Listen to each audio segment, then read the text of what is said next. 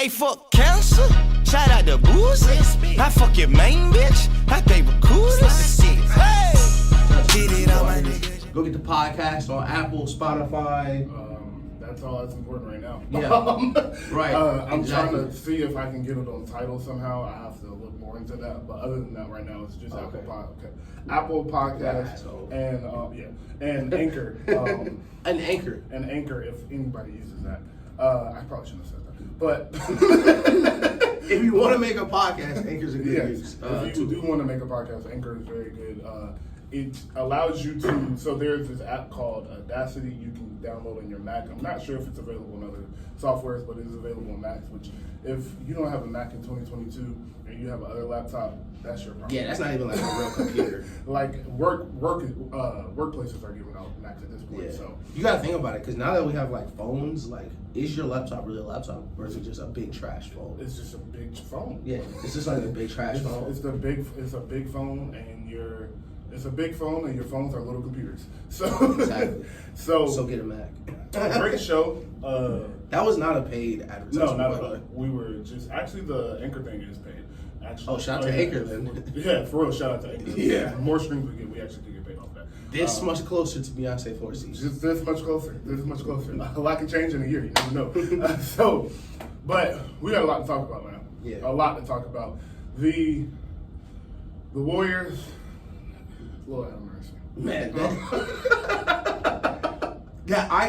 I'm telling you, these last couple days for Warriors have been so interesting, and Twitter has been so funny. Yeah, the Twitter has been great these last couple of days. Every big moment Twitter comes through, and you still got it in you. Y'all suck most days, but you still got it in you. The Jordan Poole days are so funny because, man, God, I wish something really crazy would happen in the league because, man, I love to see the reaction.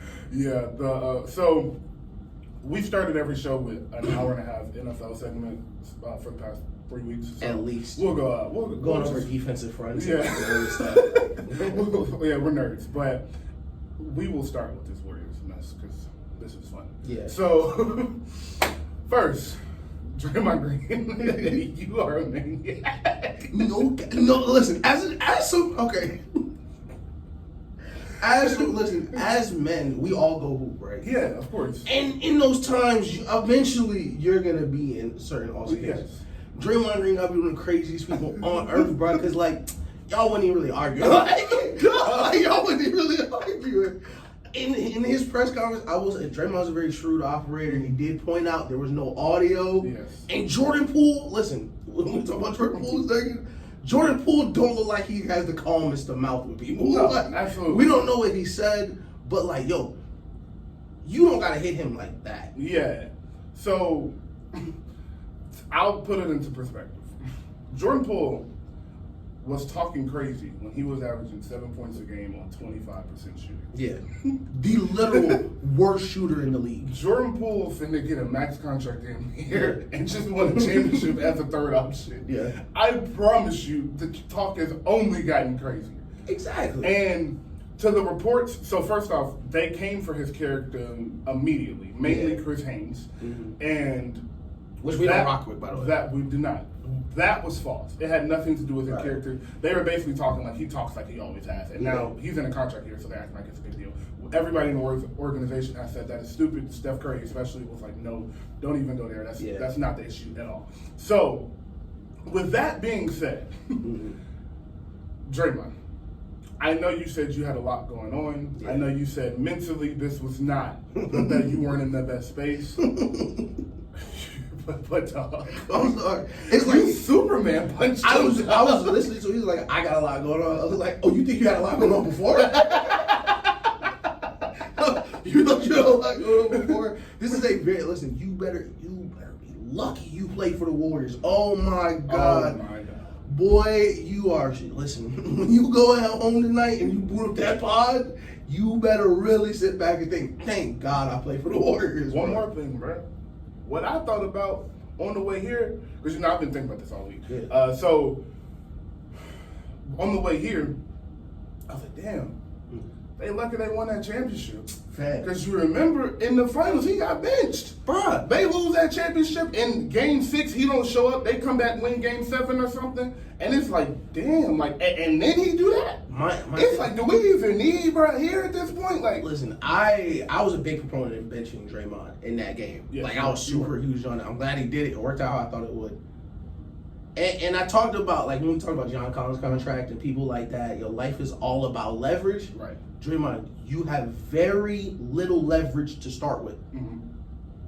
With a younger player, Jonathan Kuminga, playing the best ball he's ever seen from Steve Kerr. Now, even though we've already seen that in the biggest games possibly for this team, you can't be on the court. You punch the third best player.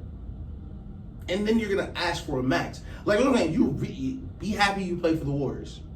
Because a lot of teams that will drop you off in Charlotte and let you get that max there. Yeah. Which may still happen. Listen, which may still happen.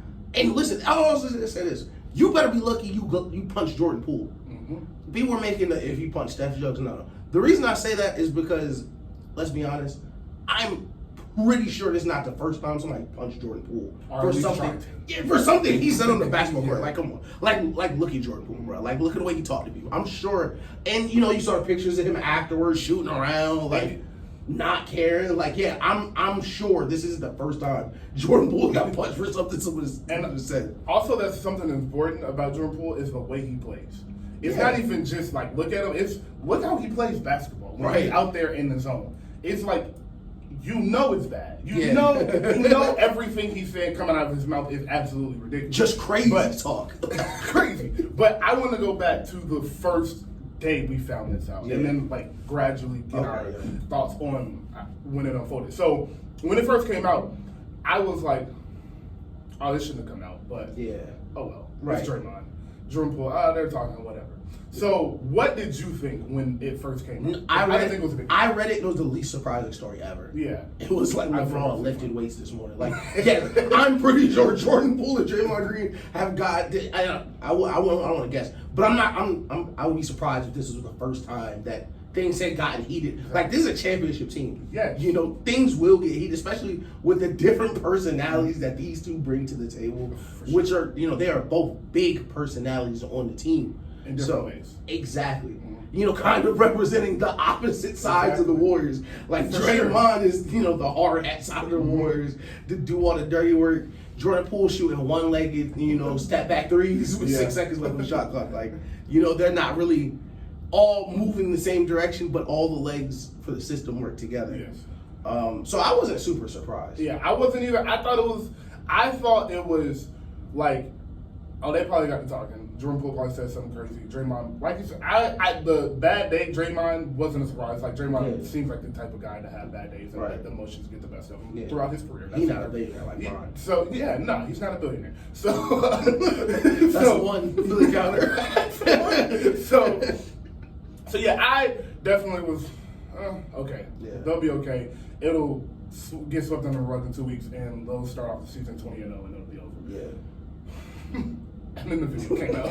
And I was like, as soon as I saw the video, I watched it like 5 straight times. Like, no. That video has 30, 40 million views, bro. Million views, bro. Oh my God, dog. So the funny thing is, bro, you can tell in the video the moment Jordan Poole probably said something really bad.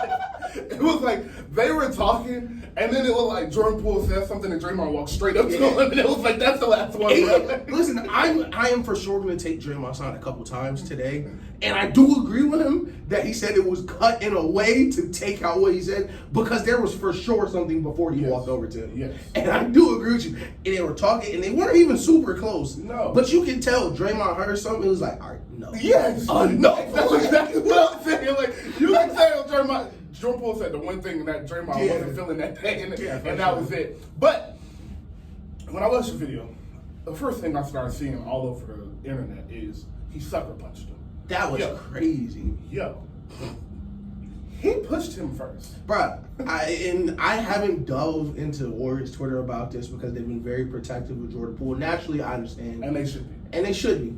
Especially because he got knocked out. But I I don't know. He for sure got knocked out.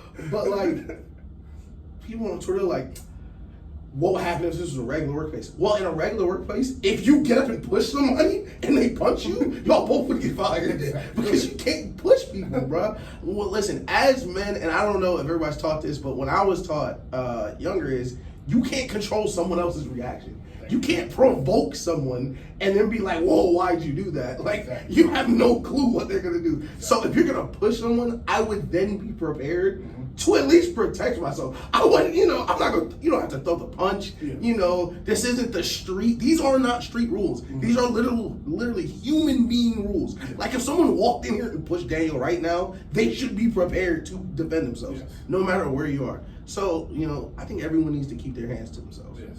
I think that's the moral of the story. Exactly. Just keep your hands to yourself. Right. Simple as that. Just keep your hands to yourself. And listen, if Jordan Poole pushed like Dante DiVincenzo and DiVincenzo punches him, okay, cool. But that's Draymond. Like, you gonna push Draymond? Like, So yeah, that's my whole thing. Was the sucker punch was like, all right, let's chill. First off, every NBA player other than J.R. Smith who brought up police brutality when the video came up. Don't know how we got there. Shout out to J.R. Smith. Hey, you know what he is? He started smoking weed and learning stuff at the same time. Yeah, for sure. So now everything. JR is Ice Cube from Higher Learning, bro. He's been in college 8 years, but he know everything. So now he's just putting stuff together that don't even make sense. But shout out to J.R. Smith, I love you. So for sure. But this is the thing. This is not a big deal, like the NBA players are saying. Fights happen. Right. Steve Kerr himself said in his 20 years, he's probably seen over 35 fights. Right. So Steve Kerr got punched in Steve Kerr was one of the fights he saw. And listen, we say it's a fight because we don't have the video. I'm for sure positive he did not swing at Michael Jordan. Exactly. So it probably was less of a fight than people remember. And Kobe and Shaq.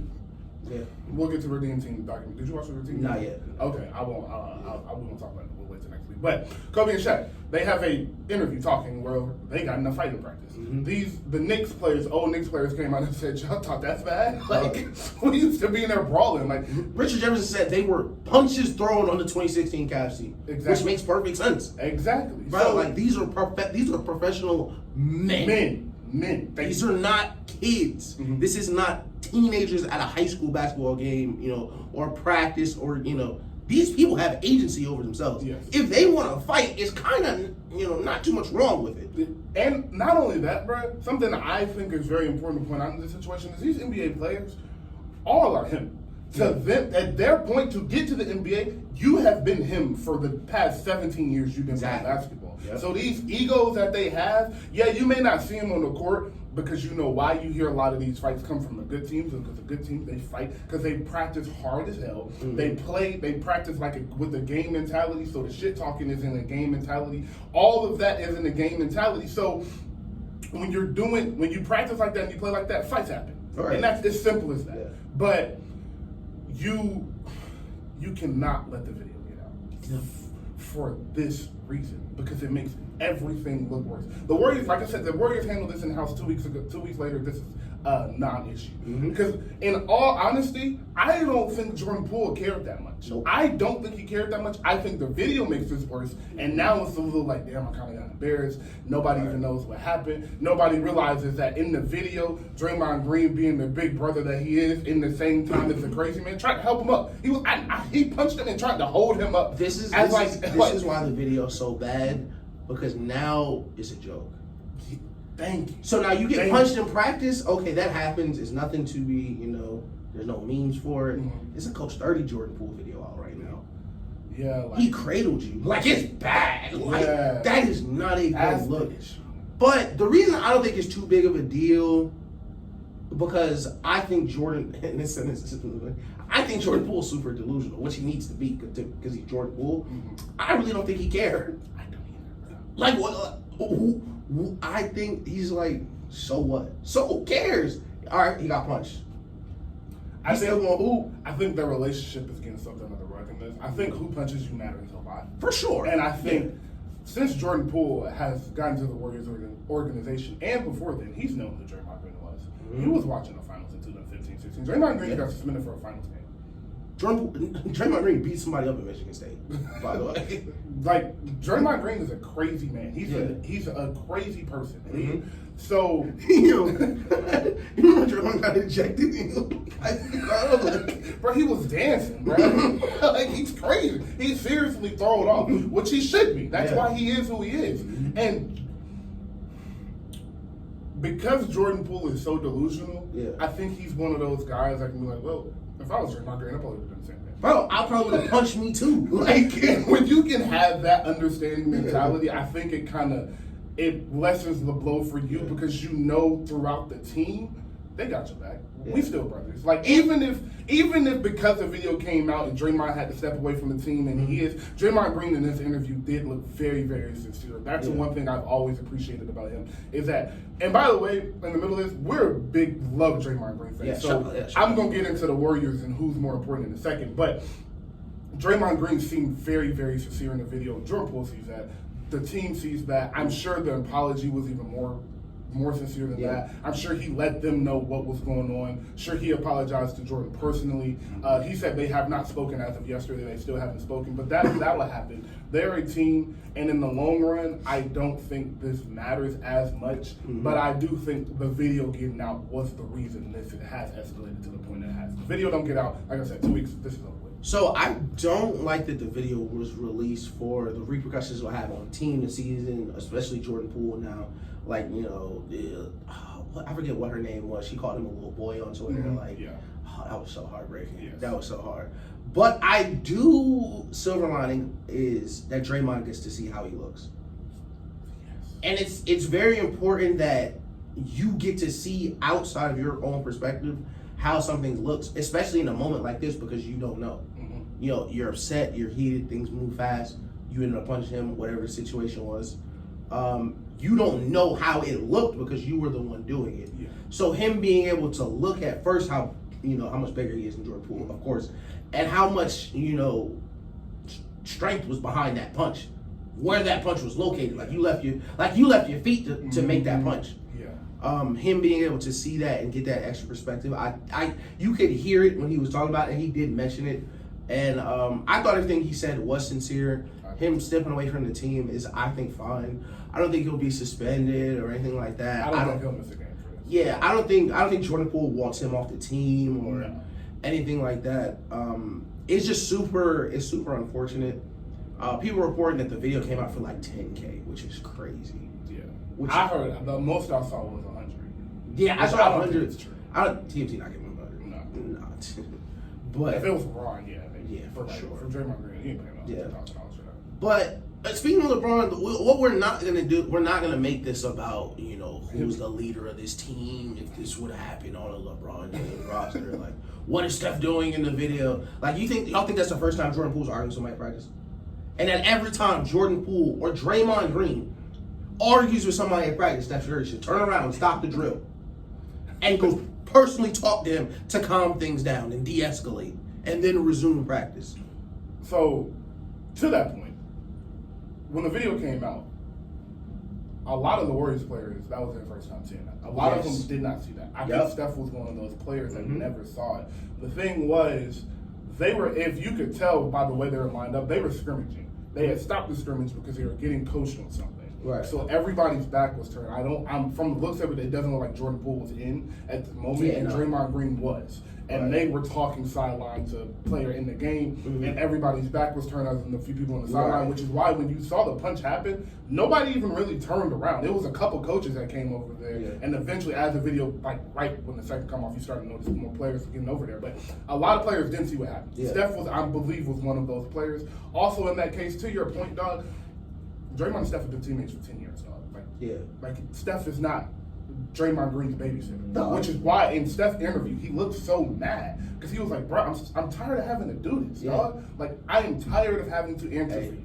I have, in the most respectful way possible, I have made you who you are. Without me, you are not the player you are. Are you a good NBA player? Because of your mentality, I'm willing to say yes, Draymond Green is still a really good NBA player. sure. But to the extent that you get respected now, a lot of that has to do with me. You're not making that haul. Exactly. A lot of that has to do with me. And I got to answer for you every season when you're doing something stupid, bruh. And this is, in my opinion, this is the last one for Draymond. Like, Draymond, this is it. He get crazy in the playoffs, he's out of there. All right, listen, this is why I said, life is about leverage. And to piggyback your point, what's going through Steph's mind is, and I want to, and listen, I'm glad we got the pod up because I want to look into the camera. You are very lucky Steph Curry is a Christian man. Yeah. And Steph Curry's forgiving. Yeah. Because it's not the first time he's had to, like we just said, y'all are grown men. Yeah. And Steph Curry's being brought to the stand to explain why, what he's going to do as a leader to fix a team that you just broke. Yes. Also, you're trying to defend the championship. Why are you trying to defend the championship? What's the last team to repeat? There. 17 to 18? Yes, that's true. Yeah.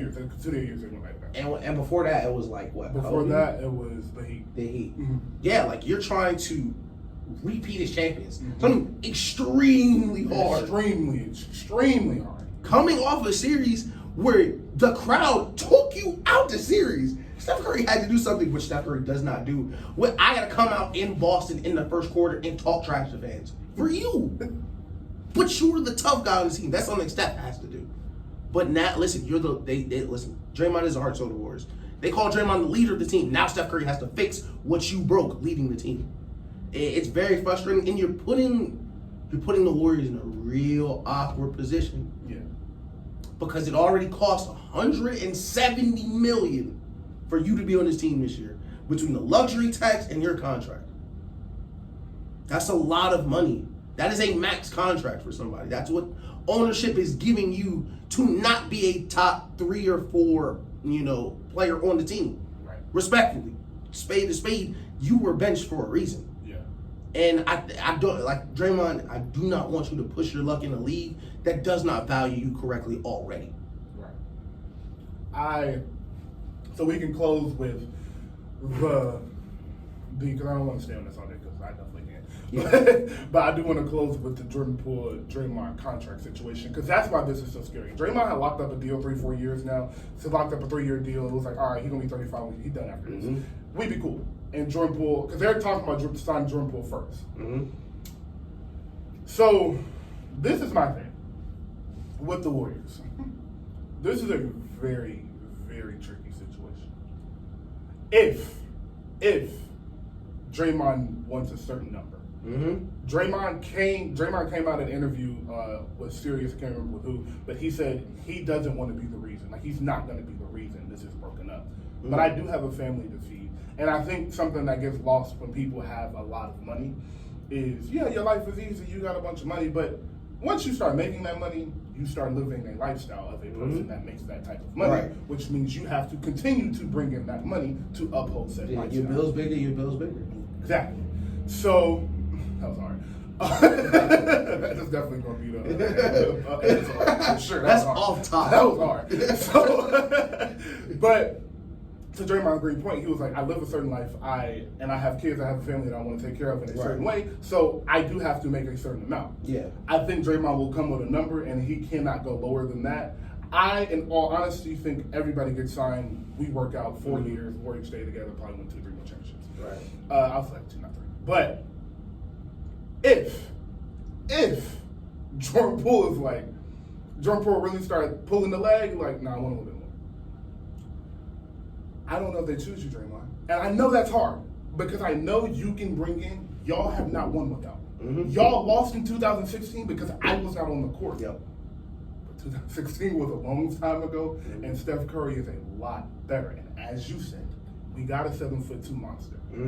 We got a 6'9" athletic freak in Jonathan Kuminga, and we got another shooter in Moses Moody, another 3-and-D player that's going to come right after Klay Thompson. He's going to be another Klay Thompson, just not be able to shoot a little bit better. So when you look at that, but to Moses Moody's point, he'll be a little bit better as far as ball handling, things of that nature, being able to create your own shot. He'll be a little bit better than Klay is at that. Right. So we got a roster to win without you. And 30 don't look like he's slowing down. and Jordan Poole only looked like he coming for 30. So when we started this, I wanted to make sure that I talked about the leverage, right? Mm-hmm. Because this is where the situation can really go left. Because Jordan Poole has all the leverage. Yes. And depending on how shrewd of an operator Jordan Poole is, we don't know because he's young in his career. Mm-hmm. So we don't know the type of businessman he is, a la we didn't know James Harden was going to leave, take his max and become Harden, things like that. Mm-hmm. Because if Jordan Poole really sit back and think about it, FX style, snowfall in the back room, really think about it, I was already probably going to get a max. Then you punched me in front of 34 million people. They gotta pay me now. And not only do they gotta pay me, I could probably get more. And not only I could probably get more if I ask for enough, the person who punched me may not be able to play for the team. And if Draymond can't play, what could we do? Who's still out there? You could trade, and I'm not asking for it, because this is why it's so complicated. If you know you're not gonna keep Draymond, that means you need to move Draymond, because of course you don't want to let him leave for nothing. KD kind of still don't want to play on his team. If you can lock in Jordan Poole off below Draymond max contract, it would hurt because you would have to send somebody with him. At least one person. At least the Wiggins probably, and at least maybe one of the young players. Not maybe. You're going to have to send Wiggins and Kuminga. Yeah. It's going to have to be. Hopefully not Kuminga. It's going to have to be. There's no way you can come Durant without getting Wiggins and Kuminga. But like Jordan Poole has so much leverage to change the face of what's going to move forward in the NBA. I think there's very few players that have as much leverage as Jordan Poole will have moving into his contract negotiations. Simply because that video came out. Literally. Simply because that video came out. And that's why, that's why we're going to wrap it up like this. I don't think he's too mad he got punched. I don't think he's too mad that I got punched, but that's also why you saw that anger in Steve Kerr's face. Yeah. The anger you saw on Steve Kerr and Bob Myers' face is not only not against Draymond, but damn, Draymond, look at the position you put us in. Right now? Look at the position you just put us in. You couldn't punch him in 6 months? And I know they're talking to him about it because they're real with Draymond. They are real with Draymond. And they got into him in that room and was like, dog, look at these numbers. Look at what we finna have to pay, what we already we're gonna have to pay him. Yep. That may go up another couple million, and that may hurt you. Yeah. And granted, Draymond is understanding, and I think something that's super prevalent in this is Draymond is 32 years old. The Warriors' window is small and big at the same time because one injury can change the complete. Clay get hurt again this season. Yeah. Steph go down a couple months, and they get a 6th seed and got to play Memphis and Memphis and Denver back to back, coming off of barely anybody playing all year. They get knocked out second round. Like the window to win a championship is so small. It's like does Draymond want to ruin that because he knows that better than anybody else in the NBA. He knows how hard it is to win a championship, and he knows he's not finna go to Detroit and win a championship. That's a fact. He know. He don't fit in LA scheme. I keep seeing him going to the Lakers. What is Draymond doing going to play with LeBron James and Anthony? What? Do you know how bad that team would look? Dog, what are you talking about? Draymond can't play offense. Bro, that team would be crazy like in half court. Like, y'all play half court basketball, bro. Like no team was scoring. No, bro. Like y'all would not be. They wouldn't be able to score either. That ceiling for that team would be how many points can LeBron and AD combine for tonight through this double team? Exactly. And not only that, dog, like, you are loved in Golden State. Like, your whole foundation, your whole family is built in Golden State. So why put them in the position where they got to choose between you and this 23-year-old phenom, dog? Why put them in that position? You gotta understand your leverage in life. You gotta understand, is it, of course it's hard to say, in hindsight, like, is it worth it to punch him? But fam, that was a $4 or $5 million punch. It could have been. And it may not be, because let's be honest. You said this at the very beginning, so I guess we'll end it how we started. You are lucky you play for the Warriors. Boy, you so lucky you play for the You are Warriors. lucky you play for the Warriors because Yeah. their organization may be like, no, Jordan, we're building this. This will lead to this. I will sign this contract for a couple million, and I'll put you in a room with A, B, and C. Right. A, B, and C did this for Steph Curry, and he did this for Draymond. Imagine what he'll do for you. Yeah. Not only am I giving you this money, once you sign this contract and we lock you up for 4 years, year 5, Steph will be on his way out. He might sign a 2+1 to end his career. but you'll be the number one option. Yeah. You'll also get another max. You'll get a super max at this point. You uphold your contract because we ain't worried about you working. We know Jordan Poole working. Yeah. So you uphold your end of the deal. You stay healthy in these next 4 or 5 years. When you hit, I think that'll be about 27, 28. He'll be he'll be eligible for another contract. $200 million. Bro, the thing is, and we talked about this a couple of weeks ago. Like these younger players, their agents are sitting down. Like you're gonna make $700 million in your contract. Like. Within your whatever you're playing, and that is a very realistic possibility for Jordan Poole to see that type of money. So maybe he sees the forest for the trees. Say yo, I got punched, cool, whatever. But only time will tell. Yes, only time will tell. So let's take a break, get into some football. Because like I said, I could keep going another 25 minutes on this. But keep it locked in podcast. Did anything actually in basketball happen? Oh, the phenom, the 7'5" shooting guard. Yeah. We do have Victor one. I don't know. I'm not. And Scoot, shout out to Scoot, because I'm a guard guy. So I love Scoot. I love Scoot. I'm gonna come back with a hot take when we come here and talk about Scoot in a second. We will come back. That's crazy. And we are back live, Hip Hop 95, Atlanta's #1 streaming hip hop station.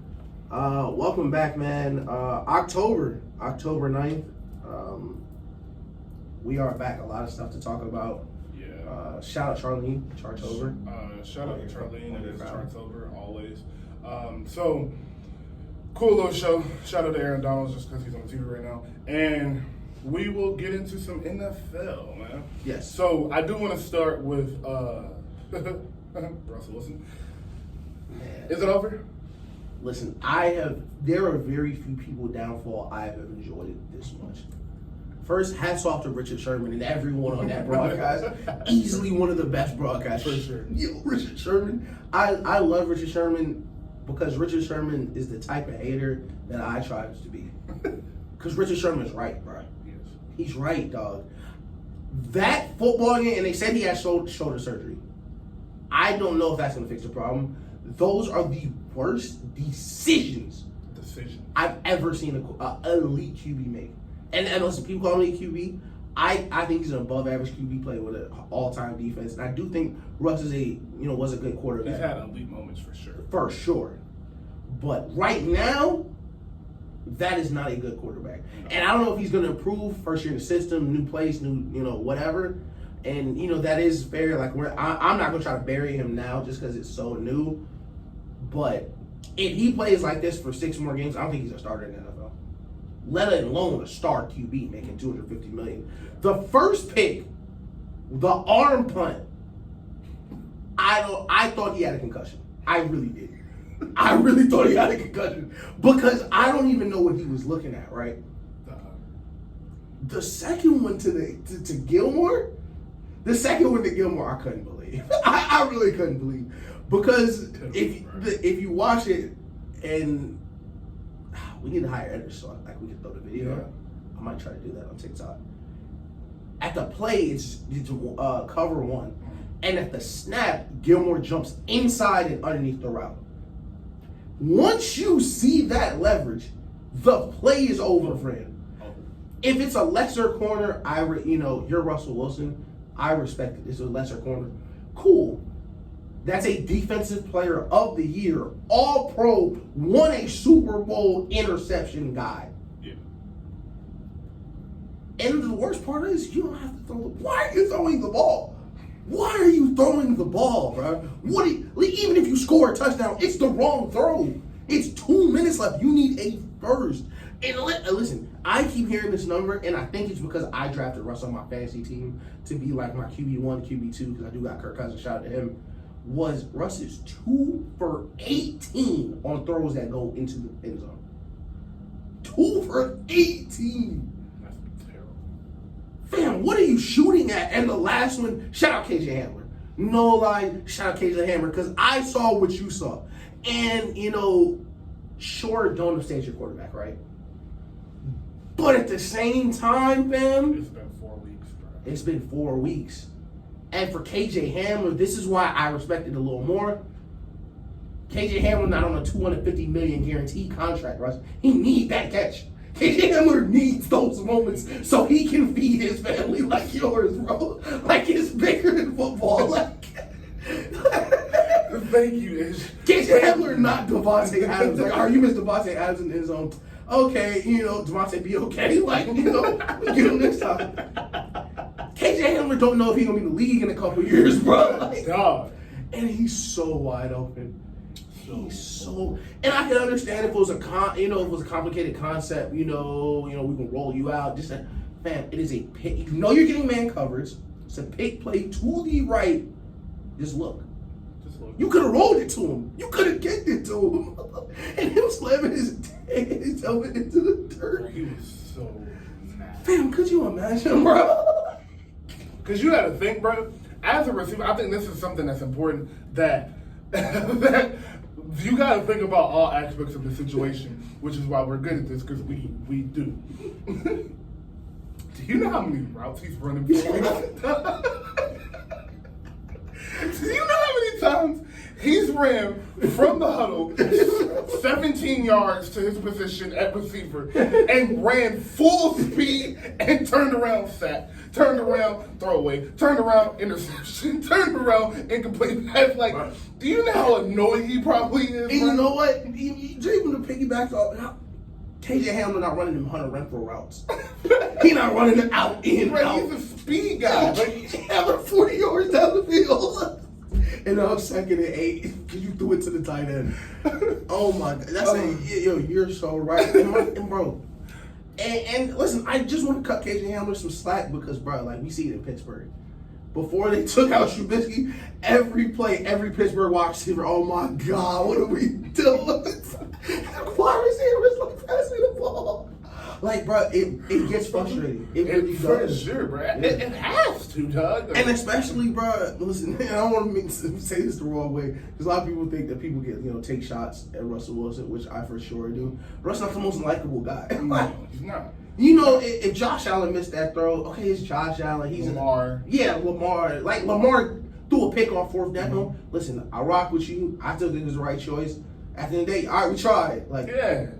With Russell Wilson, it's none of that. It's none of that. It's like if Kirk Cousins mess up, bro. Like, throw the ball, bro. Dog, do you know how annoying Russell Wilson probably is in the locker room? Russell Wilson was telling NFL players to run or pass. Let them know, run or pass. Let them know. Come on, guys. Let them know. Russell Wilson talked like an AI robot, bro. That safety is getting paid $17 million this year. I swear to God, he can know as soon as they press Hut and the linemen either go forward or they step back. It's a run or a pass, Russ. It's that simple. It's not that hard, bro. You know how, it's so crazy. The Broncos defense is so good. It's shout out Patrick Surtain. Good. Shout out Patrick Surtain. I think you're a top 5 corner in the league. They need to be yelling, who's open to you? Who's open? Hamler! You know what they need to be doing? See, that's why I miss Richard Sherman. Because if Richard Sherman saw him screaming, let him know run or pass, Richard Sherman would be on the sideline, run the ball. Because, bro, and listen, Nathaniel Hackett, you've gone this entire conversation without being mentioned, so let's bring you to the forefront. I'm going to cut you some slack. And I tried to cut you some slack week 1, and then we didn't have the evidence yet, so we put it on the back burner. Maybe you was right to take that field goal. Maybe you was right. Maybe you were right.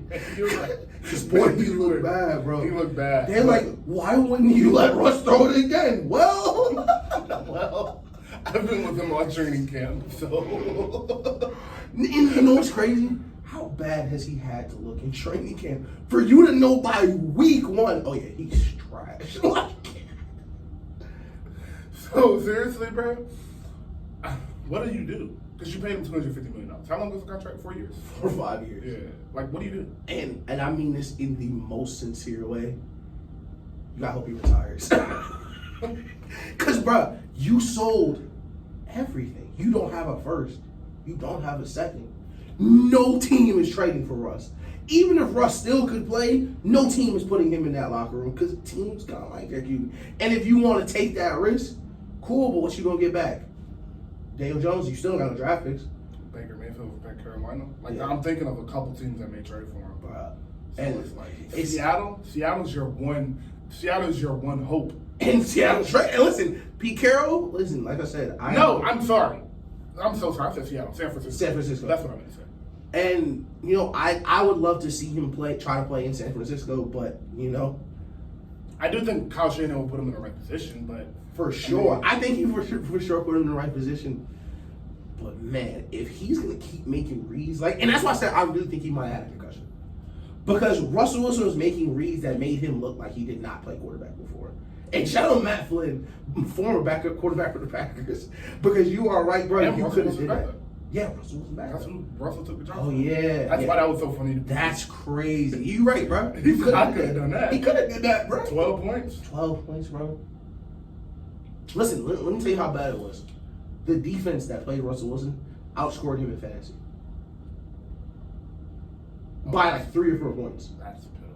It's so bad. Shout out Jerry Jeudy. And the one pass you hit, Jerry Jeudy, he had to fair catch it on the sideline. I can't. They're so bad. And I was right. I told y'all he was trash. I don't want to stay here.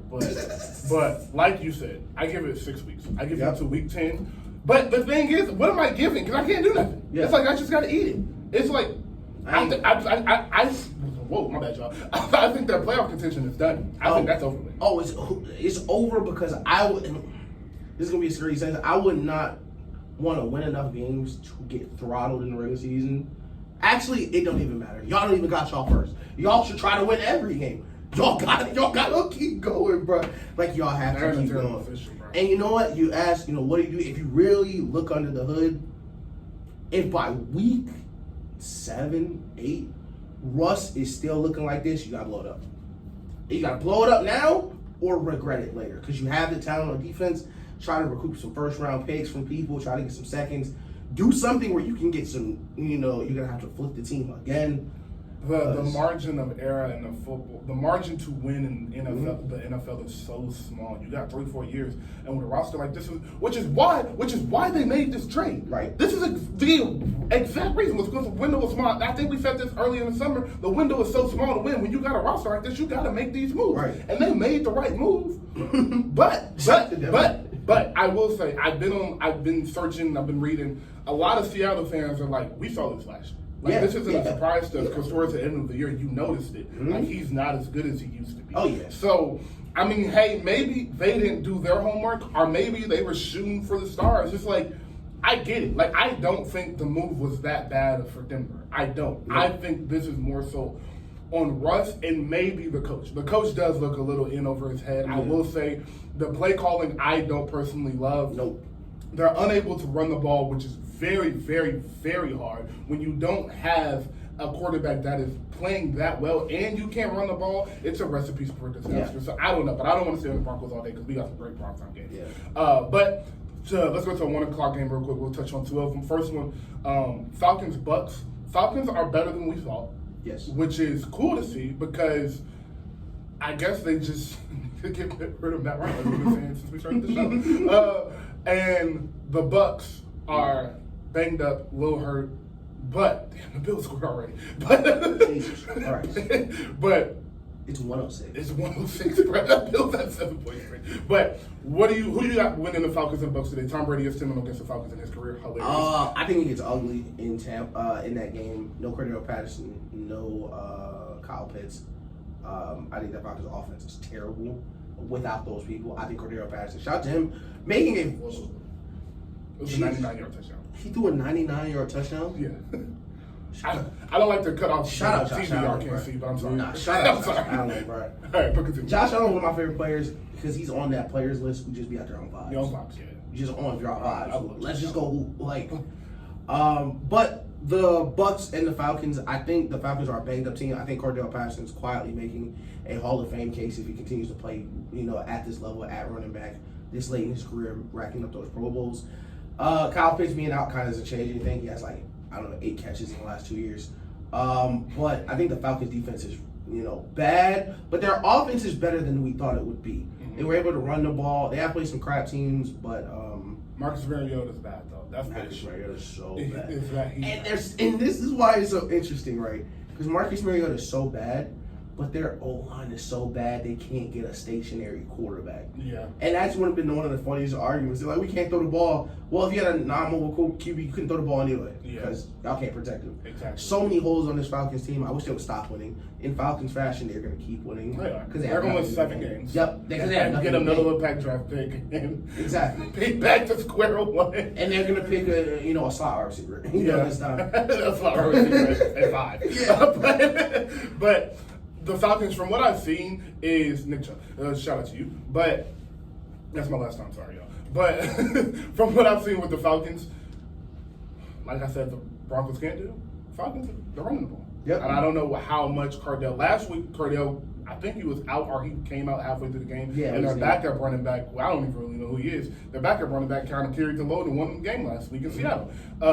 If you can run the ball and you have a quarterback that won't turn the ball over, which Mariota has done at the end of the games, which is the reason they lost the game because of him turning the ball. It was the Saints game. He turned the ball over late. They would be 3-1 right now and leading the division if it wasn't for that. So that's why I think even if they squeak into the playoffs somehow, because the NFC is bad, so you might be able to squeak into the playoffs. It's so wide open. It's wide open, so you might be able to squeak into it with a 9 win. And if you can get 9 wins, I just don't think they can do anything serious in the playoffs just because of Marcus Mariota. You've seen who he is. Yeah. And I loved him in Oregon, by the way. I'll never forget what you did for me those years.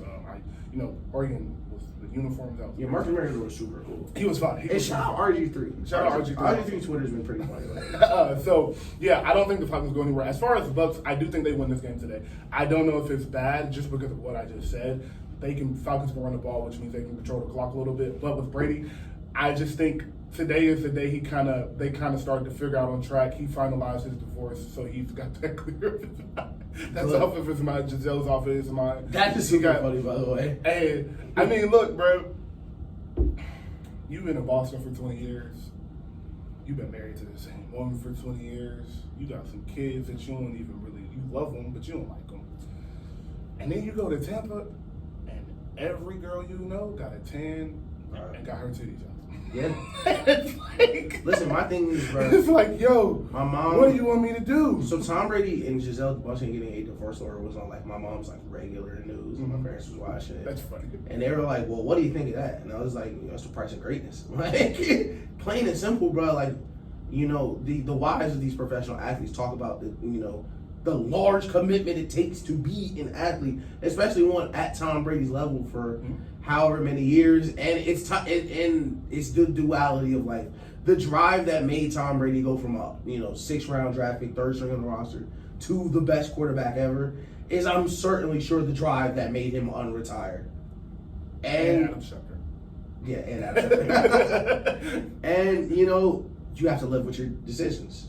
And so, to your point about professional athlete being the wife of a professional athlete or the husband of a professional athlete, you come second. Yeah. And that's hard for a lot of people to digest. Mm-hmm. And not only do you come second, but you come second. Yeah. That's the hurt that you have to deal with for 20 years. And that's, I think, Giselle's point is I've been doing this forever. At what point do you say I'm more important than this? And, of course, as we always like to have contacts here, Giselle Bundchen is not from Georgia. Missouri. With somewhere that understands football. Mm-hmm. Giselle Bundchen is from a country where football is soccer. Mm-hmm. She had to learn to love the NFL as a part of Tom Brady. She does not understand how important it is that, okay, you're the best quarterback. You're the best player ever in this league. Okay, that's cool. Right. Where she's from, that does not matter. No, it does not matter. And not only does it not matter, she's a Giselle. So if you don't know and you only watch sports and your head is in a box, Giselle is a $350 million model.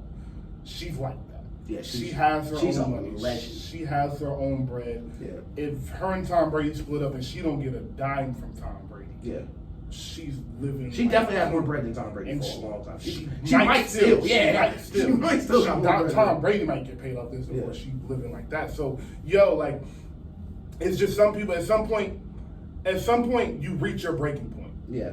And I don't care how much you love somebody, how many kids you got, some point, you're gonna reach a breaking point. And at that stage with that, because you're not talking about with 2 people that are making $75,000 and $80,000 a year. You're talking about people are making hundreds of $millions a year, bro. Like I don't have to put up with this. I'm Giselle. Yeah, dog. she doesn't have to deal with that. I don't have to deal with this. I can go find a man to give me what I want. I want it to be you, but I can only wait for so long. And I think Tom is like, yeah, but I'm reaching for something. I'm trying to get something. No, and me and my parents really talked about it, and I was trying to like get her to understand. Okay, if Tom Brady retires and Jimmy Garoppolo wins the Super Bowl, it might ruin his life. Like real talk. Like there are people who like winning, right? And there are people who hate losing more than they want to win. Like if you win, all right, cool. As long as we don't lose. And Tom Brady's one of those people. So if you, it's funny. It's like the Tony Stark Iron Man thing. He is not going to rest knowing that he could have done something, that he can still play.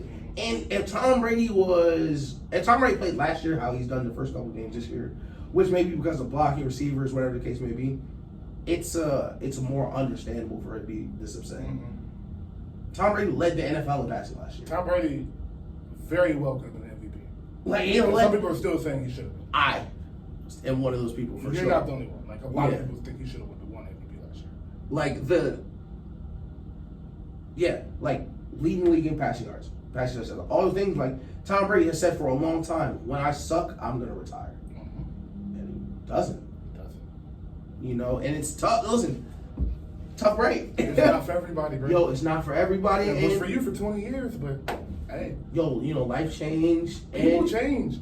I think that's the thing that, I think that's something, and I'm not 40, so I can only speak on this so much, but I think that is something that gets lost when we hear a divorce and we're like, oh my God, how did they break up? What celebrity couple would you stop believing in love? They broke up. Yeah, that was a crazy. Jay-Z and Beyonce, by the way. But Pepper Pot. but I kind of forgot what I was going with that. I swear. People change. Oh yes, thank you. So people change. Tom Brady's 45. Yeah. And like I said, he just moved to Florida. I know that doesn't seem like anything, but for somebody that's been in Boston, and this is important here, you're Tom Brady in Boston. Yeah. Tom Brady isn't going out anywhere. Right. Tom Brady isn't flying to Miami before a playoff game like Odell and them did. Exactly. That's no shot. That's just Tom Brady is focused on football. Literally. 365 days a year. Maybe we'll take 14 days out of that for the 2 weeks he spends with his family. Tom Brady hasn't drunken juice in 9 years. Dog, Tom Brady don't eat like a normal person. He don't train his body like a normal person. Like everything he does, like I said, revolves around football. So his wife, his kids, everything else comes second. You get to 45 and you're like, well, I have been with this woman for this many years. And I see all these different ones. I've been playing in the cold, miserable for 20 years. Now I'm in the sun. My teammates are younger. My coach is letting me coach a little bit. I got a lot more. What's the word? Control over here. I got a lot more control over here. The receivers are better than they have been in 7 years in New England. We have a roster that can win for the next 5 or 6 years. I love the sport more than I love anything in my life. Yes, more than I love my wife. Yes, more than I love my kids. This is how much I love this sport. I dedicated my life to this sport. He loved this sport so much, he already has a deal lined up to commentate on the sport for the next 10 years. That's not a normal obsession. He's crazy. And people can't grasp that. So not only has he involved in his maybe his months, that is pure speculation. At 45 years old, I'm thinking you see a couple younger women and you're Tom Brady. Let's not forget, you're not some just rich guy. You're Tom Brady coming down, who's been locked up in a cage for these years. So now you got all these young hot women, and you in Tampa, so you can get to Miami quick. Yeah, he was living in Boston, bro. He was living in Boston. Right, you can get anywhere you want. So a lot of things change for Tom, and I think a lot of that is lost in like, well, you're in love, and like, love don't fix everything. My thing with Tom Brady is like it's just I guess tragic in a way, kind of like how Spider-Man can't have a girlfriend because it's too dangerous. If you think about it from Tom Brady's point of view, like you said, bro, his whole football's gonna come before Giselle, but you know, and I don't want to, and I'm not gonna try to play therapist to fix their marriage. But if Tom was my friend, I would tell him that she is right. Football doesn't come before her, but it also comes before me. It comes before everything else. Tom Brady has no life, literally, outside of football. Thank you. Any time that he spends with Giselle, he has to rip himself away from that. And, you know, we are a slave. Yeah. That's so important. It comes before me, too. You don't think Tom Brady want a burger? You don't think Tom Brady want to go out with a beer with Gronk and hang out? He can't. He can't. And that's what people don't understand. You can finish your point. No, that was it. Like, it comes before me, too. This isn't just like, you know, football comes first and then everything. Like, football comes first and then, you know, this second. It's football comes first and then football second, too. And then football's kind of third. And then after that, if you're fourth, you're above me on that list. Because everything else is focused on winning a championship, coming from New England, and now if you look at like where he is in his career, these are the days. You've made your bread. You're the greatest player ever. Mic'd up. Anyone who speaks to Tom Brady on the NFL field, it's like they're speaking to. It's like if Michael Jordan was still playing right now. Yes. His teammates look up to him. His teammates actually look up to him as a father. Like, that is the one athlete you could be like, they look up to him in a different way than they would other QBs. Because, bro, he's 20 years older than the people he's throwing the ball to. It's like Juan Toscano Anderson playing with LeBron right now. It's that type of thing for a 55-man roster, bro. Like, you've won 6 Super Bowls. You won 3 Super Bowls before I was 10 years old. Dog. And I'm playing with you. Like, that's ridiculous. So, bro, and in New England, bro, I'm playing in the cold. My coach hating. The wide receivers trash. Our defense is cool, but some years it's trash. We give up, whatever to back quarterbacks. I touched down in Tampa. I've had more. There's still more Pro Bowlers on this team than I played with in 15 years in New England. They love playing for me. Everyone's coming down here to play. I brought Leonard Fournette. He's our run game. Julio's here. How fun is it for Tom Brady to throw the ball to Julio? Hey, you don't know what Odell been talking to, dog. You don't know if he's been speaking to Odell, dog. And on the defense carrying us right now. Maybe still the best front seven in the league. Right now for him to walk away, it wouldn't be possible. No. And it didn't make sense when he retired. Because kind of could have won the Super Bowl. Like, that's close. You are not zero blitzing Matthew Stafford away from being in the Super Bowl. Yes. Or you're zero blitzing and bracketing Cooper Kupp, and then you would be in the bowl.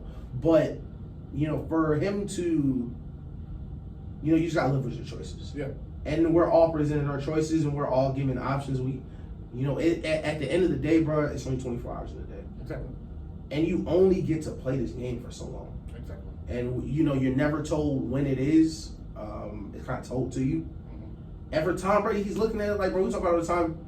It's 7 billion people on Earth. It's like 10 good quarterbacks. He's one.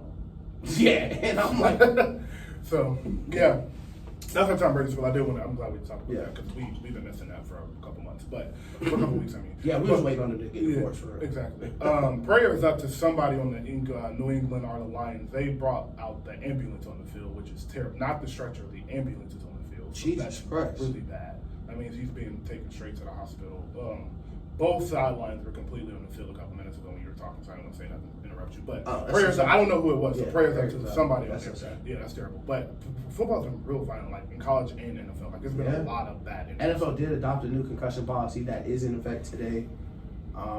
Basically, if you look like you had a concussion, you can't play no more. Yeah. Basically, like when the other week, it was Thursday actually. One of the running backs got up and started stumbling. You're done. I know exactly what you're talking about. And he was done. Yeah. He was for sure. You're done. You wobble, you get up, and you don't got no balance. You're done for the day. Yeah. And it's exactly how it should be. Naheem Hines. Yes, and that's how it should be. And in my opinion, I get it. We love football and we love the line, but like. I don't want to get into it, but it's important because I'm going to say something ridiculous about what they be doing after. but Steelers, Bills. I mainly want to touch on this game. I'm sure we both picked the Bills, but I do want to touch on the quarterback change that did happen. How do you feel about it? You think it came because we talked about we knew it was coming at some point because you're not going to keep playing with Mitch Trubisky. Mm-hmm. I, for one, don't know why they didn't go sign Cam, and this is not a bandwagon thing. This has everything to do with who they drafted. If you're going to draft that type of quarterback, I don't get why you don't go get a guy. Even if you only want Cam to play 8 weeks, I don't have a problem with that. That's nothing to do with the fan in me. It's just like, a bridge. It's a better bridge than Yeah. Mitch Trubisky. At least Cam can give it like, yo, I got the Super Bowl, I'm the All Pro, I was the best player in college ever. Like you know who Cam Newton brings. I get he's a lot. He's a lot to bring in, and Cam Newton is a spectacle in himself. Exactly. So a lot of unwanted attention does get brought in. But if anybody was built to handle that, it's Mike Tomlin. And that's the only thing I don't get why they did that. But whatever, that's not. I will agree with you. I've been very critical of Mike Tomlin scheme wise, but there's one thing that I can't. Cam would have fit there because it is Mike Tomlin. Exactly. And I do agree with you. You need a better bridge, and Cam is a better bridge to your point because you believe in Cam more than Mr. Trubisky. Period. Simple as that, bro. Like, you're gonna believe in Cam, and your receivers are gonna believe in Cam. Your defense is gonna believe in Cam more. Like, and that's what's important because you did not want to put in the backup. You really had to put him in before you wanted to because he's so bad, and the receivers just don't believe in him. Yeah. Nobody believes in him, and it's obvious. And that would have changed because you would have went to the offseason. You signed Cam in March, April, whatever it is, and you go into it knowing you're going to get one of these couple quarterbacks, and it's like, all right, we're going to have him. We're going to get Cam to bring in him. You know, Cam holds all the workouts in Atlanta, so we'll get him to hold the private workouts, little mini camps. He'll come into camp as a starting quarterback, and he will be the bridge. Like, you're not telling Cam, hey, you're finna come here and play for 4 years. Like, you know that. So you're going to be our bridge. We'll sign you for a 1+2 or whatever, 2+1, and you'll be the bridge to Kenny Pickett, which he kind of plays similar to Cam with the running. He doesn't have the best of arm right now, but that will be the guy to come in and we talked about Atlanta's offensive line problems. Pittsburgh cannot run the ball. Yes. You know who will help with that? Cam Newton. Yeah. So you could improve your team literally and improve your running game. New England Patriots did it. Literally, you don't even gotta run. You literally just pretend to run. Would improve your running game. One person away. Exactly. Takes one person away. Make sure. But I did like Kenny Pickett. I do like Kenny Pickett. I think he has a good arm. I think he has the memory to succeed in the NFL where he doesn't seem too up or down. That's very important. And because of that, I think because watching the game he played, I thought he played pretty well. Yeah. Naturally, things are gonna, the Steelers don't have the most progressive scheme. They're not, running everybody around like the Kansas City Chiefs or, whatever the case may be. But I did think he executed the offense. I think as the weeks progress and they trust him to do more, he'll become better. Putting him in against the Bills this week, I don't mind as much as I did early in the year with the injuries that they have, being down to safety. I don't hate it as much, but they finna get punched in the mouth today. Yeah, so this is why I have an issue with him being. I don't have an issue with you pulling him. So here's the thing. You kind of can't pull him, start him, play him for a half, and then be like, you're not starting this week. Right. You could, but it's like if you're gonna do that and the very next week start him like after you play the Bills, you kind of can't do that. My fear is you doing what the Bills doing, exactly what you just said, beating them 42-7. Yeah, that's gonna hurt your confidence. That's my issue. Yeah. But it's your first start, and I don't know how Mike Tomlin handed him the keys. He might have handed him the keys and been like, yo, we're not trying to win the Super Bowl this year. I want you to be the best version of you. I don't care what happens. You're the starter from now until week 17, barring you doing anything ridiculous. If you give him that type of confidence, a 42-7 win might not be the biggest deal. But if now you lose 42-7 and you pull Mitch right back in, which I think Mike Tomlin, being in the NFL as long as he is, isn't going to do something like that. But if you do, that'll kill his confidence. That's the only part that scares me. But you never know. The NFL been crazy this year, and it's crazy every year. So they might end up in a 27-28 game with a minute left, and that's going to do worlds for his confidence, even if they lose. So because the Steelers are really good. I don't mind it at all. But 7-3 right now. You have a pretty good defense. You have a good pass rush, which is important for Josh Allen. So you never know. And you got weapons. So let's get into the two primetime games, and then we'll take a break. Bengals, Ravens, both 2-2 division rivals. Whoever wins this game is going to take the division lead. Who you got tonight? I love games like this. Who's at home? Scroll down. I love games like this because not only is it an in-division game, the Ravens are at home. Okay. Both teams really, really need it. Really bad. Ravens have lost 2 games, I think. And they're both terrible losses. Awful losses. You won the entire game. You just didn't execute at the end, which is, it's early in the year. Team is young. Whatever the case may be, you still lost those games you should not have lost. Bengals, all right, we won last week. We're not on the panic switch anymore. We're back on track, but we can't fall under 500. Right. And we can't lose this division game this early in the year. I think the Ravens are going to win. I think the Ravens are going to run the ball. I think the Ravens will stop the Bengals from being able to run the ball, get them in third and long, second and long, make Joe Burrow have to drop back and pass, make them protect Joe Burrow, most importantly. And I think, man, listen, those defense players get paid too. Marlon Humphreys gets paid too. Like, Marlon Humphrey's been watching Jamar Chase do that spin on him and run up the field for 80 yards for 7 months. Yeah. And I think they're going to go into this game like, you're not going to beat us. And I think they're going to bracket Jamar. I think they're going to move everything over to Jamar. I think that's going to be the game plan. And I think the Ravens offense is better equipped to score on the Bengals defense. With Lamar's legs, Lamar's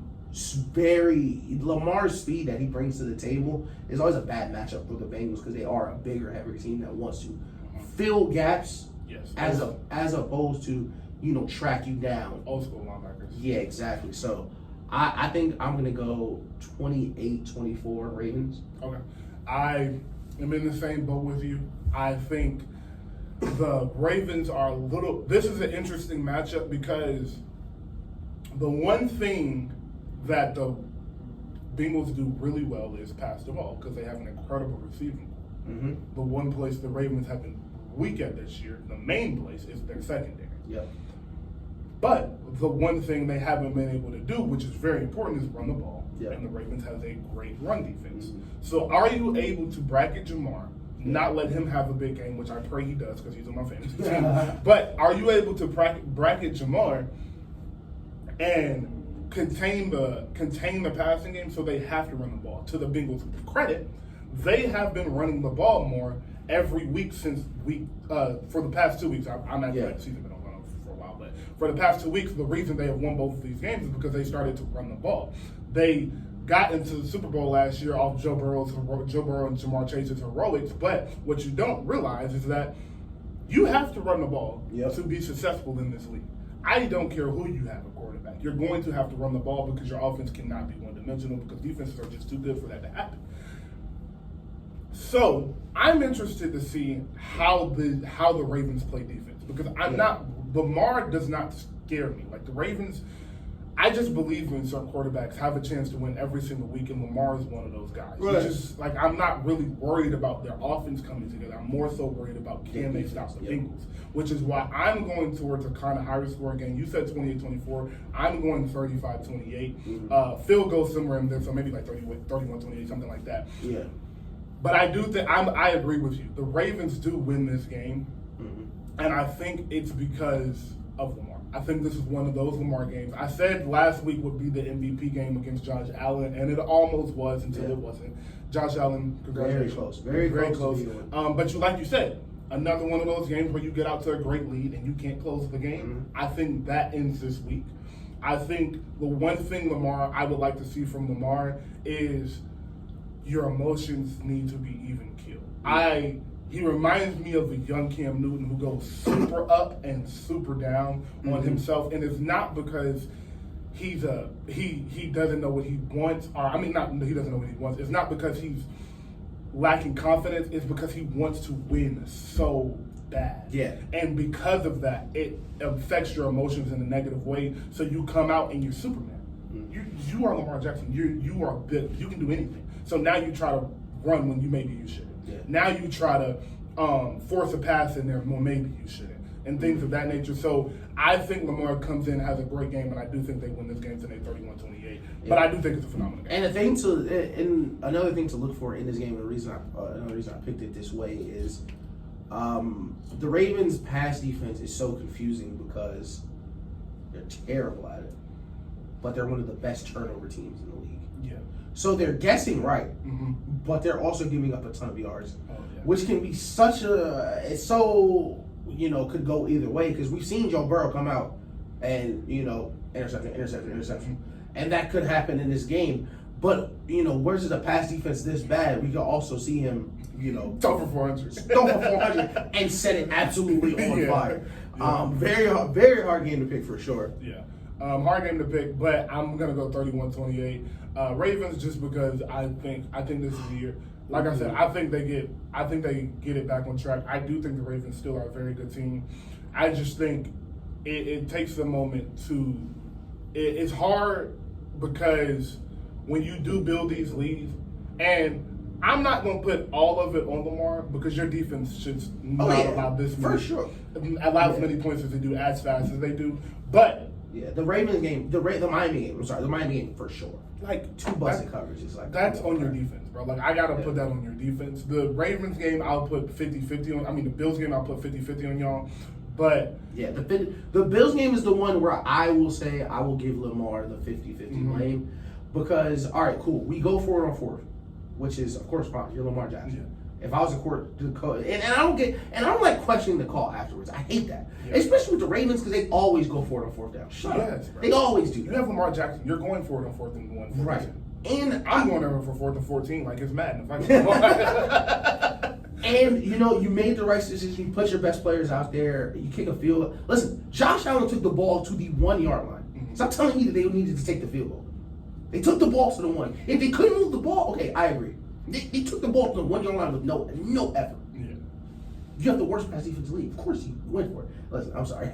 No, it's okay. It makes perfect sense why you're angry. Because I was thinking the same thing. I was like, you're playing Josh Allen, dog. Like, a field goal is not finna win you this game, dog. The only thing I need you to do, Lamar, is you cannot throw the pick. Yeah. You can't throw the pick. I died on your sword. I'd rather you tuck it and you be like, we're going to figure it out. Exactly. Die on your sword. Exactly. You cannot throw the pick because them being on the 1 is a lot different from them being on the 25, of course. But them being on the 1 is a lot different because the Bills cannot run the ball. Exactly. You put them on the 1, you might get that ball back in a couple minutes. Because they QB sneaking 4 times. Like, those decisions are, you're trying to get Mark Andrews the ball, trying to make it the play. And I think it's like what you're saying is like he wants to win so bad, and he's not going to try to let anybody down. He has this belief in himself, and they believe in him too. So he's going to try to make those plays. And you take the good with the bad. You're not gonna win every game. You're not gonna hit every 4th down conversion. What we want to do is just limit the mistakes, and the only mistake was giving the ball up. Moving forward, I think they'll be fine. And I think you're right about this week. I think this will be a big bounce back game. He's actually success against the Bengals in the past. I think they get back on track, and I think they're doing all right. Yeah, I do too. So take a break because we just rambled. So take a break real quick, and we'll get back into the Monday night game and our top 2. Monday night game, Raiders Chiefs. I'm picking Chiefs in a second. I'm never picking against Patrick Mahomes again. I'm sorry, I do it every week. And I'll be like, yeah, the Chiefs gonna lose this game, and then they never do because Patrick Mahomes is the best player ever. So sorry. There are some games that you see where I kind of want to talk about it, but it'll be really sad. It's gonna get really sad tonight for the Raiders. Over or under 35? Oh, over. It's tomorrow. It's Monday night. Chiefs at home, yeah. Over 35. They're going 42 at the minimum. Travis Kelce gonna have 2 touchdowns. You're gonna have a great game. Yeah, Travis Kelce's gonna go crazy. The Raiders' defense is so bad. And what I feel from the Kansas City Chiefs is something I don't feel from what I hadn't felt from this team in their kind of ever since they took over. Just because Patrick Mahomes is so good, I feel urgency in this team. Yeah. I feel there's a lot of focus in what this team is doing, and you don't feel that from the Raiders. No. I think the Chiefs are a great team. I think the Chiefs, will compete for a Super Bowl. We all knew that. Right. The Raiders are not that. No. They are neither of those things. No. They will not compete for a Super Bowl. They will not. They are not a great team. Sorry about our AFC Championship from the Pigs. So the thing with the AFC Championship game and early Week 1 picks is you're picking them based off roster. Yeah. I still 100% believe they have an AFC Championship contending roster. Listen, Monty never lost a rep. It's just some things just don't work out. Yeah, your defense just your defense you got a bad terrible. QB. You got a bad, not a bad QB. You got a bad coach. You got a bad defense. Yeah. So we'll see. Maybe they'll get it together, but they probably won't. And Josh McDaniels, good luck being a head coach the rest of your career. I mean, you get paid well, so it's not like it's too bad. Also, the Teddy Bridgewater got a couple game updates. Teddy Bridgewater did get hurt.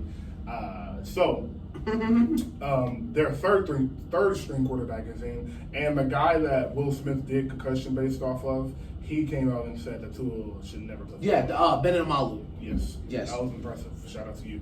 I would have never done that. I couldn't even pronounce that. So Yeah. I still can't pronounce Giannis' last name.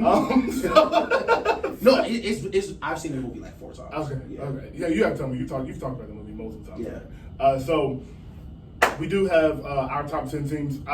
Doing top 10 teams every week, like some people do, is just. I mean, I get Colin had to fill a lot of airtime, so like I get why he does it every week. He's on for 3 hours. It's just him, and he's on for 3 hours. They got rid of Joy Taylor. The old boy just be like over here texting, bro. Like, Yeah. bro, shut up, bro. Like, I'm talking about Giants, bro. Like, yo, I might tell Bet. Never mind. I'm not gonna say that. So we'll do. We're gonna do top 10 teams every 4 weeks until the end of the season. I will start first with my 10th team. My 10th team, I have the Green Bay Packers at 3-1. I have the Packers there. They lost today, so that kind of changes my pick to the Vikings. I was debating on whether I had the Vikings or the Packers there, because the Vikings did put a foot into the Packers week 1. But the reason I chose the Packers last night was because I was like, face each other in playoffs. I'm not picking Kirk Cousins. Over here, yeah, right. And it was simple as that. But because they lost today, I'll go Packers and Vikings at the 10th spot, depending on what the Vikings do today. Who is your 10th? My top 10 list is gonna be disgusting. Oh, I figured. I know who you are. I know who you are. My top 10 list is going to be disgusting, and I'm gonna start my top 10 list right now. I'm gonna say the Browns. I'm not mad at that. I actually don't hate that. That was another one of our French teams. I have the Browns. I think the Browns roster's amazing. Mm-hmm. I think they are pretty well. And I think Jacoby Brissett will continue to play better as the season progresses. But with their division not being as advanced as we thought it would be, there is opportunity if they can just hold on. Deshaun is coming. Bro, if y'all can get Deshaun to 500, man, There's no telling. There's no telling. Because that back end of the year is when you decide your playoff seeding. Exactly. That's when you're going to have to play your best. So I really like that team. Denzel Ward's playing great. Of course, you have Myles Garrett. I'm glad he's okay through the car accident. But Amari Cooper is looking good. I really like them. And Nick Chubb looks crazy. Yes, he does. So, number 9, I have the San Francisco 49ers simply because of their defense. I like their defense so much. I think their defense can win them a couple of games. Yeah. And Jimmy G in the run game and the offense can also win them a couple of games. I do think they'll be a playoff team. And I think they'll be a team nobody wants to see in the playoffs because of the way they'll be able to run the ball and the way they'll rush the passers. They will get on quarterbacks' nerves. So I have them at 9. Who do you have at 9? I have, and this is where the nasty part of it is, right? I have the Cowboys at 9. Caveats. As long as Dak's not playing. Okay. That is the nasty part. Because I think in this moment, because we're going to do this every 4 weeks, so I'm going to try to, in this moment, like, I want us to be able to look back to see how the league was looking. Right now, I think the Dallas Cowboys team, with a different quarterback, have a different identity where they need to play. And that is actually the identity I believe they would need to adopt to continue to win in the future. Okay. Naturally, Dak being a, multi-million-dollar superstar quarterback, there are things that you have to do to take advantage of his skill set. But with that defense, with that running game and those weapons, I think they're much more suited to play like San Francisco than the Bengals as they're trying to play. Okay. I don't think they're an explosive offense because I think they're not good enough to be that. But what they are now, which is like, okay, we know we got the backup in. We're going to try to suffocate you. We're going to try to force turnovers. We're going to try to make the game as muddy as possible. Trayvon Diggs has been playing amazing out there on Pure Vibes. That was a crazy pick. Yes. Michael Parsons. Crazy pick, actually. That's a crazy angle. He just runs the route. He just ran the route. Though. That was beautiful. It's crazy. I got them there, and I think Cooper Rush is playing exactly how he needs to play, and that's important. Yeah. Don't do too much. Don't do too little. And I have no problems with the Cowboys. I took the Cowboys out of my top 10. It was a couple. The 2 teams you have named Browns. It was between the Packers, Vikings, Browns, and Cowboys. My 10th team. I was trying to figure out who I wanted to squeeze in there. Right. And I left the Cowboys off simply because of what I said. They play the Packers with that roster. They play the Vikings with that roster. I do think those Vikings-Packers win those games because they have Cooper Rush at quarterback. When they get Dak back, if that defense continues to play at that level, we're going to have some conversations about them getting how deep they can go in the playoffs because that pass rush is serious. Yeah. So I don't mind the Cowboys picking 9 at all. At 8, I have the Dolphins. I have the Dolphins at 8. They would be higher if Tua was healthy. I don't know when Tua is playing football again. Right. I don't know if he will play this season again. So because of that, I have them at 8. They would probably be about 5 or 4 or 5 if he was healthy. But I love everything about the Dolphins. Right. The receiving core, the speed is one of those things. Our favorite thing to talk about is you can't prepare. You cannot prepare for it. I don't care who you have in your team. That's not the type of speed you can prepare for it. And their coach, I love their coach. Their defense has been playing outstanding all year. Their offensive line is good. They have a good front seven. They have a great secondary. They have a great corner in Xavier Howard. So it's a recipe for success. A team that you got to play Patrick Mahomes at some point. So I don't know how far they can go, but they can get deep in the playoffs if Tua is healthy. Right. Let's see when he plays again. Right. Tua leading the league in QBR or pass rating. One of those. I always get those mixed up. Yeah. They're all the same. Literally. 8 for me, I'm going to put the Rams. Okay. Which is a big fall from where we thought they would be. Right. Naturally, none of us thought their offense line would be this bad. You know, Matt Stafford led the league in picks last year, and he looks worse now. He does. A QB at that age isn't going to want to take those hits. He's not going to have the nerve he had to take those hits in the past. Right. And last year that was fine because you had a Hall of Fame first ballot left tackle that was going to keep him protected. So those moments where he did throw those Stevies because he was under pressure, he was like, okay, he was under pressure. Well, now, like many quarterbacks in the NFL, you're under pressure a lot. A lot. So your his play is taking a sharp decline. Their defense is still good. They don't have enough juice on offense. It's literally Cooper Kupp and nothing. Allen Robinson looks trash. Yes. Cam Akers looks terrible. Yes. I personally do not know how Cam Akers is still on that team. I don't know. Sean McVay has incredible patience. Yeah, I don't know what's going on. I don't know what that is. Cam Akers woke up and can't hoop anymore. I have no idea what that is. Maybe he came back too early from that Achilles injury and it's really affected him and he's just trying not to say nothing. I don't know. But it's bad. Yeah. It's really bad. But I have them here because they are, unfortunately, a fairly flawed team. Yes. Because teams aren't trading for left tackles. They're not in my top 10 because I think they're so flawed. Yeah. I think the offensive line is terrible and I think Matt Ryan, so sorry.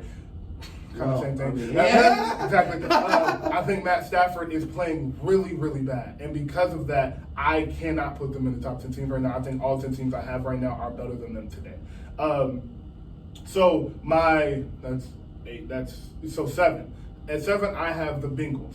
I have the Bengals. They are 2-0 in the last. Same. Yes. Okay. Great. I have 2-0 in the last 2, and they're 2-0 in their last 2, which is super funny to say. Sorry, but like I said, they started to run the ball. They started to run the ball, and Joe stopped looking for Jamar so much. He's letting that kind of come to him, hurting my fantasy team, but helping their actual team in real life, which I'm sure is more important to them. So I do have them at 7. I think they will climb this chart. I think they'll be in the playoffs pretty easily. I don't care. I picked them to lose tonight. That really doesn't matter to me. Division games don't tell the full story about how great your football or how good a great your football team is because they're so tricky to pick and things of that nature. So, and you're playing Lamar Jackson, so it's no telling what he can do. Right. So I also have the Bengals here because I think they're not a fatally flawed team. That was the line for me. The Rams are a fatally flawed team. There's nothing you can do to fix them because they don't have the juice outside. So even if you protect Matthew Stafford, you're not throwing anybody but Cooper Kupp.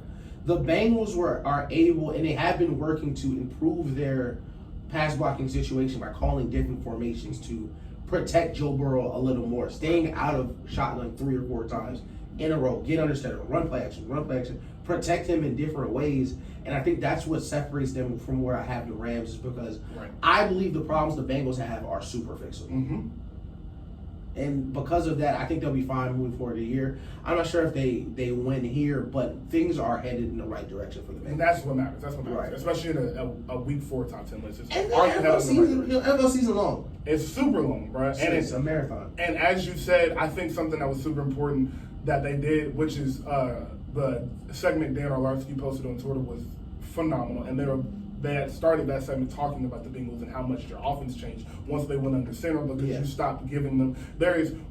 If you watch football, it's very simple when you can kind of tell by how a running back is lined up if they're about to run the ball or run the screen. And you can tell really good defensive players have watched some of this film. You can tell by the lineman splits. Right. How far, for those of you who don't know, that's how far the linemen's feet are apart from each other. You can tell by that. So because of that, I do think their offense was becoming a little predictable, and that was at the detriment of Joe Burrow because your offensive line already isn't that great. So if you know off the rip he's finna pass the ball, your defensive line is able to get a better jump because you don't have to worry about the run. For those of you that don't know, the defensive linemen play differently based on run or pass. You get off the ball differently. So I think that has helped their offense, and it will continue to help their offense. And Joe Mixon, of course, is no slouch at running back, so that's a great running back to be feeding the ball. He needs to get better though. He misses holes a lot. He just runs straight into offensive lineman a lot. So he does need to fix that. But I do have them at 7. At 6, I have the Baltimore Ravens. I believe the Ravens are a little bit better than the Bengals, and that's because I trust Lamar a little bit more than I trust Joe. Simply because Lamar is Lamar, bro. Like, he's an anomaly in the NFL. Like, we've never seen nothing like him.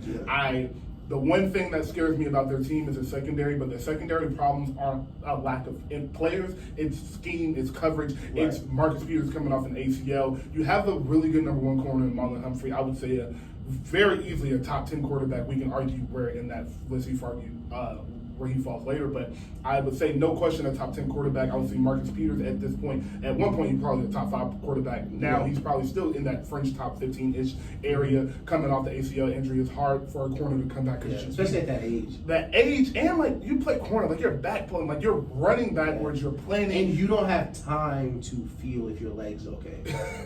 Exactly, you don't have time. And he came back. He didn't play in training camp, nothing. So he's coming back getting game reps immediately. So that's tough. They're in a tough position. But I think, like you said, as the Bengals, that's a fixable problem. I think through scheme, depending on the team you play, it may not even be that big of a deal. Tonight it will be, but in other games it won't be the biggest deal. You not being able to run the ball. And like I keep saying, you have Lamar Jackson. Getting J.K.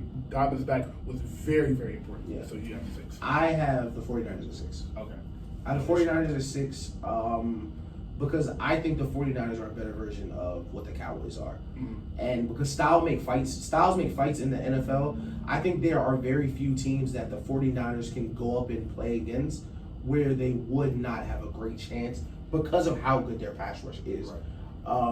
That is kind of the solution defensive coordinators have kind of figured out to kind of control the pass game. We're going to keep 2 side safeties, and we're going to rush forward, and we're going to make sure our D-line is good enough to really put pressure on you while protecting the back end. And that's what the 49ers do. They're elite at every level on defense. Fred Warner's amazing. Nick Bosa's amazing. He's amazing. Their safeties are so much better. I love Hufanga. I think he's amazing. He's a very instinctive player, young on that team, but surrounded by people on defense that can, guide him in the way. Literally, Fred Warner's the perfect person to pair with a player like that who is going to take those chances. You saw him pick 6 and screen. It was a great. The play is amazing, but that's not the right play. But you love him for making it, and what makes him a special player is that he will continue to make it, and hopefully, in which I've seen so far, have the judgment to understand when or not to try to make that play. And offensive-wise, I think they're in a unique position where they were trying to get better when they were already better than everybody else. Like, the 49ers lost their starting quarterback. All right, well, that starting quarterback was in the NFC Championship with them. I don't think Jimmy G's a good quarterback. I don't think he's, a good starter. I think Kyle Shanahan's a genius. I think Deebo Samuel, it works. And I think Deebo Samuel's an absolute dog. I think that team is crazy. George Kittle's going to get healthy, and I think they'll be able to compete with a lot of different people. I did forget to mention Deebo Samuel when I talked about the 49ers. All I have to say is yes. You're everything I thought you were. He's a dog, bro. That is Deebo Samuel's so good, pay that man. He's already good. I'll pay him again. Yeah, he's a dog. That play with Ramsey, a little corny. It's a cornerback, and you're a running back, and he missed it. But other than that, Ramsey had a really good game now. So I don't know. I don't see. That's not on Ramsey because Ramsey didn't let you get open. It was a screen first off. It was a screen, and you ran past all 10 of my defenders before you got to me. So it's like why did you? If you get open on the route, that's cool. You're Deebo Samuel. No, okay, whatever. Though. It's been a tough year for Ram. It has. But he'll shake back. He always does. Yeah. So, at number 5, I have Tom Brady's Buccaneers. Part of the reason I have them this high, if anybody else is a quarterback other than Tom Brady, they might not be in the top 10, but Tom Brady's their quarterback, and also their injury has been a lot to deal with. But part of the reason I did choose them was because I believe they will win this game tonight against the Falcons, and that will put them in 3-2, a division leader, and I don't think they look back. They have the Falcons this week, the Panthers next week, and somebody else pretty bad the week after that. So they have 3 very winnable games. I think they'll be 5-2 come week 7, and come week 7 they'll be 5-2, probably 6-2 after week 8, and at that point they'll be looking like the NFC contenders they are. Right. I don't think there's much to say about them. We've been talking about the Bucs all summer. I think they're still. 5 is the perfect play for the Bucs. That's why I have the Bucs, because the worst football for them is behind them. Thank you. Yes. You know, your team. You know, NFL is a very physical sport. It's hard to be healthy in the NFL, and you really just were not healthy. And you know, that's just life in the league. It's not going to ruin the season. It happened early in the season, which is fine. You started slowly. You win Super Bowl. And the first month of any season is kind of, you know, we're figuring out what's going to happen this season, kind of. You're figuring out how good you are, how good other people are, how the game's going to be officiated, what's going on around that. But I think Mike Evans coming back, Julio Jones coming back, Shaq Barrett coming back, these are Hall of Famers. Game changers, literally. Yeah. I think they'll be great. The best football is in front of them. And I think looking forward, they are in this, you know, 5 that can win the Super Bowl. Exactly. Yes, for sure. So my only stipulation with the Bucs is please stay healthy. Yeah. Health is the key to all of this. At 4, I have the Chargers. Why do I have the Chargers at 4? I think they're the second best team in their division. We were calling the best division in football after today. I mean, after these past 4 weeks, I don't know if that's true anymore. But for the sake of this argument, I'll say it. I'll keep it there. Right. They're the second best team in the fourth best division in football. I love their roster so much. Losing Bosa pretty much for the rest of the season is going to hurt so much. But I do think they'll be able to come. I think they will be able to manage, because their pass rush without him was so good. Yeah. Guess what? They still have Khalil Mack, which is insane to see. Yep. Still have J.C. Jackson and Asante Samuel Jr., who are two and Derwin James, who their secondary looks great. Derwin James looks like a maniac every time he plays football because of the way he hunts the ball. It is incredible to watch. So I would have the Chargers at 4 because I think another one of these, like I said, these picks aren't like to right now, today. Right. Are you better than all whatever, however many teams that is? It's where are you going for the rest of the season, and I think they're on the trail in the right direction. Right. So, I have the Ravens here. Okay. This is where I have the Ravens because I think the Ravens are really, really good. I do too. I think the Ravens are built to win in a variety of different ways, and I don't think the Ravens have many holes on their team. Definitely the worst football is behind them. You're not going to keep losing games this way. Exactly. Not to say they're going to go undefeated the rest of the year, but if they're going to lose, it'll be more. Just get outplayed. It's not normally get outplayed. I mean, to outplay people every single week and continue to lose. Yeah. Especially with a quarterback of this caliber, I think they give you a lot of different weapons. I think they're hard to, of course, scheme for. I think they're hard to match up with Mark Andrews just being such a great pass catcher. So much speed on the outside. Great with Lamar. Their run scheme is very intricate. And I think as time progresses, J.K. Dobbins gets more healthy, they get more reps, and they're going to be so much better than they are now. And I think right now, being the 4th best team, I can really sit down and say, okay, they're an elite team, but there's something missing. Yes, I 100% agree with that. And I think what is missing is their secondary. I think as soon as their secondary starts to fall, you'll see their team be a little bit more complete. But I think the piece about J.K. Dobbins is super important. We talked about Marcus Peters coming back from injury. So is J.K. Dobbins coming off a pretty bad injury and getting stuffed. And running back is a little bit easier to come back from corner because your training as a running back is kind of what you do as a running back. Your rehab, your training is trying to get back to full speed, trying to get the cuts. So that's kind of what you do as a running back. And I think the good thing about bring it back real quick to the Steelers and what we said about them getting Cam, it would just make their running game easier. Having Lamar, plus they have a really good offensive line in Baltimore. That makes J.K. Dobbins' job way easier because you have Lamar as a threat to run the ball also. Yeah. So at 3, I have the Bills. These top 3 teams are all number 1 teams in my opinion. I have them ranked based off if they play today, who I think would win. I think our top 3 is the same. Yeah, and there's just who I think will win. I really don't think you can have a case for anybody other than these 3 teams in their top 3, if I'm being honest.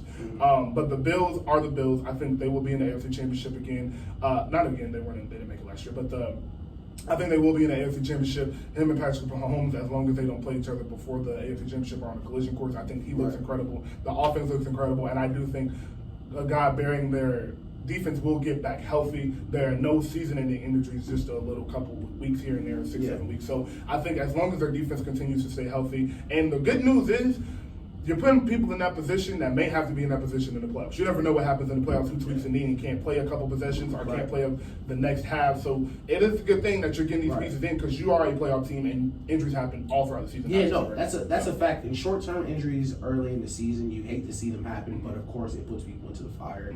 And that's the only way to see how they're going to perform. For sure. I also have the Bills at 3 because I think they're an elite team. I think they're one of the best teams in the league.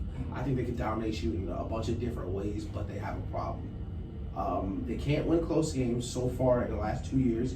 And I think their problem is that they can't run the ball. Yes. And especially in close games in the playoffs and against great teams, there are certain periods of time where you need to run the ball even if you're not going to be good at it. For time of possession reasons, field position reasons, whatever the case may be. And I think it's just, it's physically, it's a lot to ask on Josh Allen to be the main runner on that team. Yes. And what I hope, and this is why I have them at 3, is as the year progresses, I think they're going to become less Josh Allen leg dependent. Which may make it a little harder for them to move the ball, but in the end, it's going to serve them a better purpose because he can't keep taking these hits. Right. Because, sometimes they're not going to let you get out of bounds. No. Sometimes you really have to make that hit. And Josh Allen, with the same thing we talked about Lamar, bro. Josh Allen's 6'5", whatever, he wants to go get hit.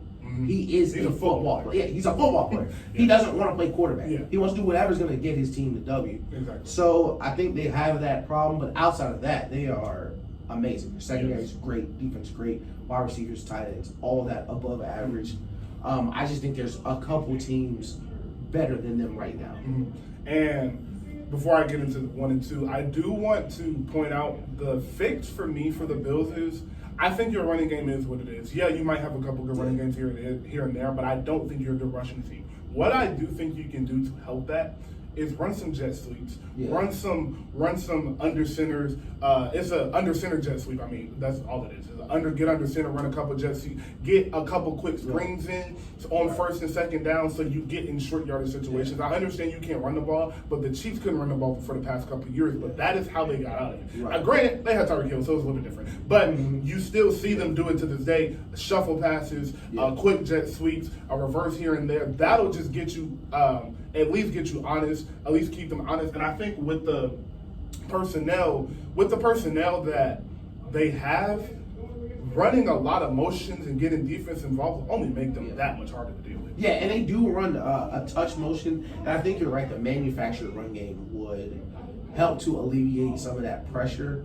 And you've seen it with the Bengals, who don't have the greatest running blocking, still scheme ways to get Joe Mixon in space, give him short screen, give him slip screens, and take a little pressure off him. And I think you are right. That's the avenue they'll have to take. And I don't doubt that the Bills staff will be able to do that because we have seen that they are an innovative offense. They do move people around a lot. So hopefully that's what they can do. Yeah. So last 2 teams, I'll see what you did for yours. At 2, I've learned from my mistakes. I put the Eagles at 2. I get it, it's week 4 and they're the only undefeated team. I'm sorry. I ain't picking against Patrick Mahomes anymore. Yeah. I put the Eagles at 2, and the only reason I put the Eagles at 2 is because Patrick Mahomes is Patrick Mahomes. Yeah. And I'm dead serious. That is the only reason. I think the Eagles are a perfect football team. Yep. Running game, A+. Defensive front 7, A++. Secondary, A-.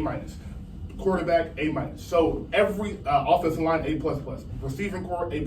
So everything you need for a football team, they have. I think they are a lock for the NFC Championship. The only way I see them not getting to the NFC Championship is if they meet Brady in the second round. Yeah. That's the only reason I don't see them making it. I think they win the division pretty easily, if I'm being honest. I don't see and the reason that is, I will explain myself. The reason I think you see no slowdown from them is because they can win every single way. So if you have a week and it's like, oh, Jalen Hurts looked young this week, we just run the ball 40 times. If you have a week where Jalen Hurts is automatic, we're going to drop back and let Jalen Hurts be Jalen Hurts. And if you have a week where everything on your offense isn't working, you can win through your defense. Yeah. So it's just, they can win in so many different ways. And if your defense plays bad, your offense can also put up 35 points. Yeah. So I just think they're a recipe for success. I don't think they will lose too many games. I don't think they'll stay undefeated. I think they beat the Cardinals today? Yes. So I think they do are 5-0 after today. But I think they win probably around 13 to 15 games. So they'll have a crazy record. And Jalen Hurts, if Lamar and Josh Allen end up losing a couple more games, Jalen Hurts will probably be your MVP this year. Okay. I'm not mad at it. I have the Eagles second as well. Okay. For kind of the same reason, but for different reasons. Of course, you play who's in front of you. And the Eagles are a close to perfect team. They are a very dominant team. Right. I guess I'll hit on this team so talented. The people that, we didn't mention yet. Devontae Smith, elite wide receiver. We said it at the start of the season. Wide receivers that can separate will always have place in the NFL. Yes. Can separate well. Great hands, great yards after the catch, great body control, everything you need in a wide receiver. He won the Heisman. Next, A.J. Brown. Elite wide receiver, big, strong, fast, doesn't need to be open. But will still get open. Exactly.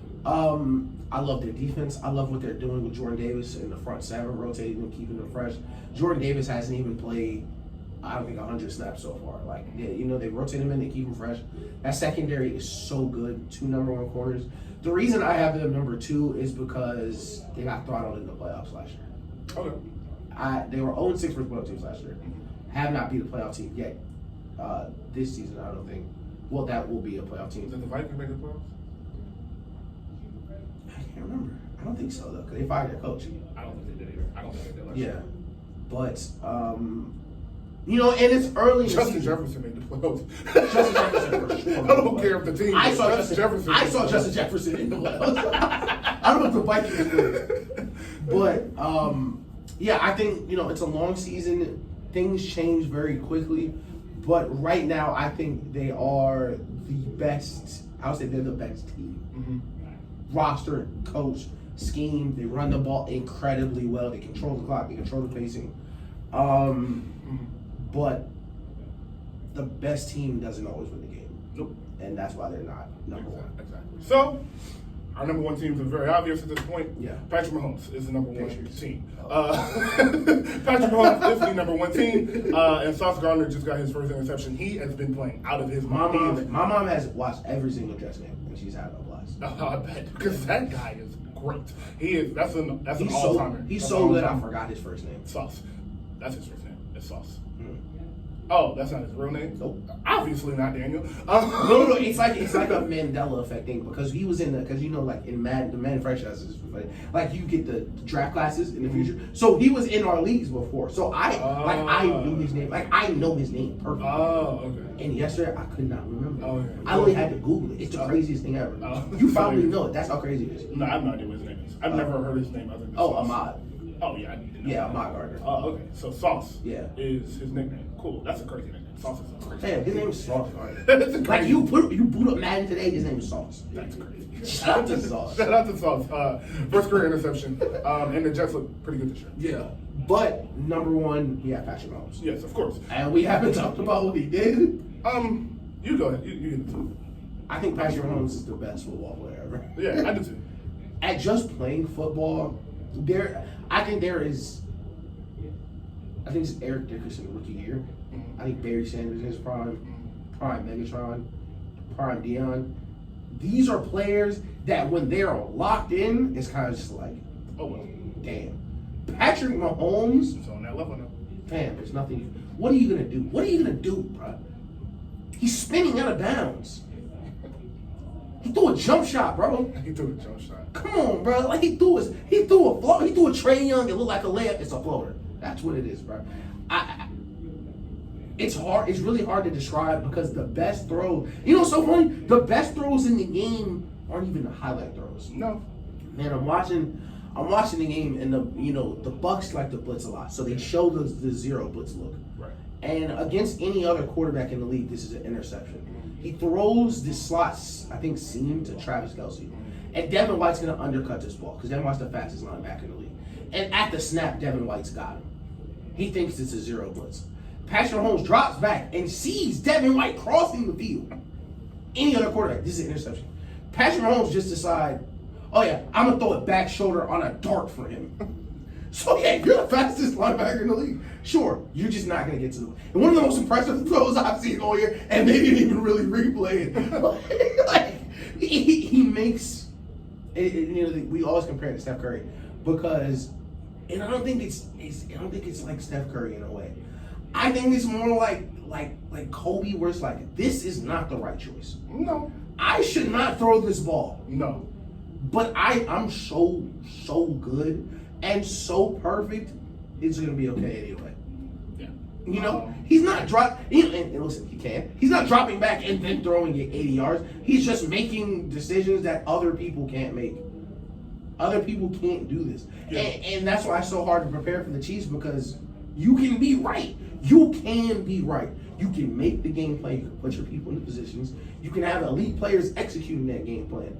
And on a field of professionals that cost $200-something million just to get on the field, they still look like kids. They look like kids. That's what they look like. They really look like kids out there. You look even in college ball. Yeah. And you said it all. That was kind of all I had to. You summed it up, right? It's just he's Patrick Mahomes, and until somebody proves it, they are my pick. They're my pick for the number one team. They'll probably stay there unless they go on a 3-game losing streak, which is impossible for them. So because it's Patrick Mahomes. Just to touch on some things that aren't Patrick Mahomes. Yeah, the secondary isn't great. I mean, other thing, receiving core isn't the best, but when you have Travis Kelce, who is basically your other receiver, I guess it is. Because you always talk about the receiving core, but they don't mention Travis. Like, that's not who you're talking about. You're not talking about Travis. And like, you kind of have to mention when he gets 12 targets every game. Exactly. So, yeah, the receiver, they if you put Travis Kelce as a receiver, Travis Kelce is a top 5 receiver. Like, they do have a top 5. So they have a top 5 target, I guess that's how you want to put it. They have a top 5 target in the NFL. So, I mean, with that and the speed you have on the outside, you do have to watch out for Cole every step of the way because of how fast he is. Juju isn't great, but I mean, like, he can get open every now and then. He can catch the ball. And he can catch the ball, and Patrick Mahomes can throw you open. And Andy Reid is a genius, bro. Andy Reid is a genius, so anybody's going to be able to come in and fill that game. I saw the pass I described you through early in the game. And I saw it and I said, oh, he's in that mode. For sure. And then I think it came a slot blitz. The safety is literally tackling him. The safety has already tackled and tried to strip the ball. And he's still holding it, waiting on Juju Smith to come back to him so he could just drop it in for the first down. Like the play should be over. I said last week that Patrick Mahomes makes look like quarterback is easy. Like, he plays like it's like, this is not hard at all. At all. It looks like Patrick Mahomes, and no disrespect to him, it looks like Patrick Mahomes has never played QB before, but it's very simple to him. It's like, what's so complicated? Like, I'm just going to throw him the ball. All right, so that's wraps up our top 10 teams. And we'll take another break and close out with some other of our other topics. You know what we should do? Let's just start a rumor. Let's just start a believable rumor. And once we get out of here, let's just spread it. You know how easy that would be? Like, bro, like, I'm not going to say their name on the air because I don't like to encourage these troll accounts. But that picture of Jordan Poole, where he was like, yo, if you keep yelling at me, I'm not going to invite you to my Jordan Poole. And Draymond just stalling off of him. It's so funny, bro. Like, he said, yeah, he's been calling it the Jordan Poole for weeks. Like, that's so believable. Like, no cap, that would make me snap for real. Like, shut the fuck up, bro. And you know he's 23, bro. He's 9 years younger than you, so, oh my God. He can call it, bro, stop calling it that. Why are you mad that I'm calling it my Jordan Poole? My Jordan. That is so fucking stupid. Welcome to my Jordan Poole. Oh, man. Dog, it's so crazy. Like, you can just make people believe stuff. I do it all the time. But music did drop. Yes. It's been a great week. It's been a phenomenal week. So Gherbo, Willow Smith, Quavo and Takeoff. Yeah. And Youngboy. That doesn't matter. That's his 7th album this year. Good Lord. Somebody else told me that. Dog, this is seriously. It's crazy. Every YB album, I do the same thing. Every YB album, I boot it up, listen to it. Yeah, it's hard, and stop listening to it. Yeah, you don't need to listen to it again. It's all the same. But it's good. It was good. Yeah, for sure. It's good. But I do want to touch on Willow, Quavo, and Gherbo. Gherbo, I won't stay on too long. But great album, dude. I don't listen to Gherbo, so this was not my introduction. I tried to listen to Gherbo. It's not for me.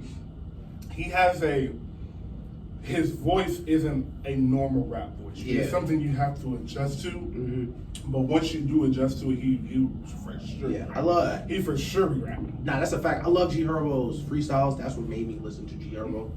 I like the perspective that he comes from. I guess surviving the trenches for real. Yeah. Like really surviving the trenches. Getting out, being independent, doing it by himself. The perspective that gives you. I did like the album. Features were great. That Benny feature is crazy, bro. And sometimes, but like you said, certain music's not for everybody. Like I like the album. I'm probably not gonna spend it too much. Exactly.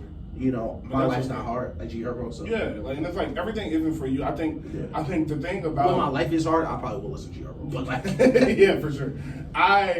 For sure. But I think music is. I try to listen to everything because we do a show and we talk about music. So I do try to give everything my ear. But one thing that because I have done this show for so long and I've been listening to albums of artists that I don't really particularly listen to in my free time, I am able to listen with an ear of understanding instead of an ear of, do I personally like this? If this music is not particularly for me and what I like in rap music, right? But I understand why this is good music, and I think that's why when I talk to people like just regular people that don't care about podcasting or nothing like that, it's just like I listen to music because I like. They don't understand when I be like, yeah, this album is good for this, and that's like, how do you think this is good? And it's like, well, I'm not listening to it from my perspective. Yeah. This is through like every lens possible I can listen to. Does this sound good? Can I understand why this is good? Now, some music that is bad, but G Herbo is no longer on that list for me because I used to be one of those people. He rap on beat. It's not that at all. Right. He can rap. What I do when I'm listening to him, like for that same purpose, is kind of like how in school you can write a research paper on anything, right? And when they grade the paper, we're judging the topic. I'm looking at everything else though. Yes. I'm looking at, are the tracks making sense? Mm-hmm. Is it produced well? Are your features good? Does it sound good for what you're trying to accomplish? Yes. Because everything's not going to be for us. And in that same way, we found so much more music. Exactly. For sure. I've started to listen to new artists. And I like Will Smith. Definitely one of those. Like I didn't listen to Will Smith when we first started doing the show, but throughout, if somebody would have told me that I would, man, that I would be a Will Smith stand in 4 years, like dog, no. But to real quick before we end on G Herbo, I'll start looking in as one of the best songs I've heard this year. That song from rapping from his perspective as a kid, man, oh my god, crazy, bro. Phenomenal. So yeah, G Herbo, shout out to you, and he has a part 2 coming out tomorrow. Actually, it's a side A and side B. So side B comes out tomorrow. I wish I don't have the track list in front of me, but I'll read off the features. But I knew Conway is one of the features on that side. So yeah, he is. Shout out to G Herbo, and like you said, bro, not everything is for you, but you can appreciate some things, and I for sure appreciate that. To Quavo and Takeoff. We said if they was gonna break up, this would be the way to go. I love that album. I don't think it's the album of the year or nothing like that, but for me personally, that's an album I do listen to from my perspective because like I love it. So I was excited for that. I was like, I wonder what they're gonna do because I love how Takeoff raps. I think Takeoff's flows, his delivery, all of that. I love Takeoff, and I was like, if Quavo can get back to rapping, we're in for a treat. Yeah. That's what they did. Off rip, Atlanta is better when the Migos. I'm gonna still call them the Migos. Yeah, I don't care. Y'all mama named y'all the Migos. Y'all the Migos. Rap music is better when the Migos are rapping, well. I agree. And this project right here, I'm holding real close to me. And like you said, listen, we see a lot of things the same way, and you said it perfectly. It's not album of the year. Mm-hmm. It's not culture. Nah. But boy, there are some songs on this one here. Man, there are some songs where I was like, that are even better than some of the songs we got. before first, of course, the Outkast sample, which is it's so crazy because they did it in a way which you don't see a lot of covers being done, where you can still feel the Outkast vocals in there. Like there's parts in the song where where Takeoff is intentionally not saying anything, so you can feel the Outkast, you can feel Andre's sound in the background. Yes. Like I'm literally singing it in the car, even though I know it's a different song. Yes. Absolutely amazing. But we talked about if they had to break up. Hindsight gives us this great, bird's eye view. It's a lot like Thor: The Dark World. Okay, and I want y'all to stay with me when I explain this like Thor: The Dark World. We never thought something like this would happen. No. But it needed to happen to get where we're gonna go. Mm-hmm. The Migos, unfortunately, came into the league. They came into the league in a time where you're not putting 3 verses on a song. No. And it's 3 of y'all, which is okay. So now we're moved to, it's just 2 of y'all. Y'all can still have features. And it works perfectly. Takeoff sounds amazing. It's produced amazingly. They're still using some of their old producers. I think it sounds great. It's super. What I loved about the Migos music is, it's the trap stuff, Mando, but you can tell how long it takes to make the music that they do. Yes, bro. This isn't, we're gonna text ATL Jacob, get a beat, get on the hook. There are songs on here that are they have layers to them. Like Quavo hooks are amazing. Quavo's back rapping amazingly. I have been super critical of Quavo, especially like in the Honcho Jack era. But this is the Quavo that people love, that made you a superstar. Yes. You're an amazing rapper. You're an amazing singer. He is. Like he's an artist. He's really an artist. He's not. And we do this with some rappers and we just got up Gherbo, so this is not a shot, but some people are in the box of a rapper. Gherbo is a rapper. That is what he does. He raps.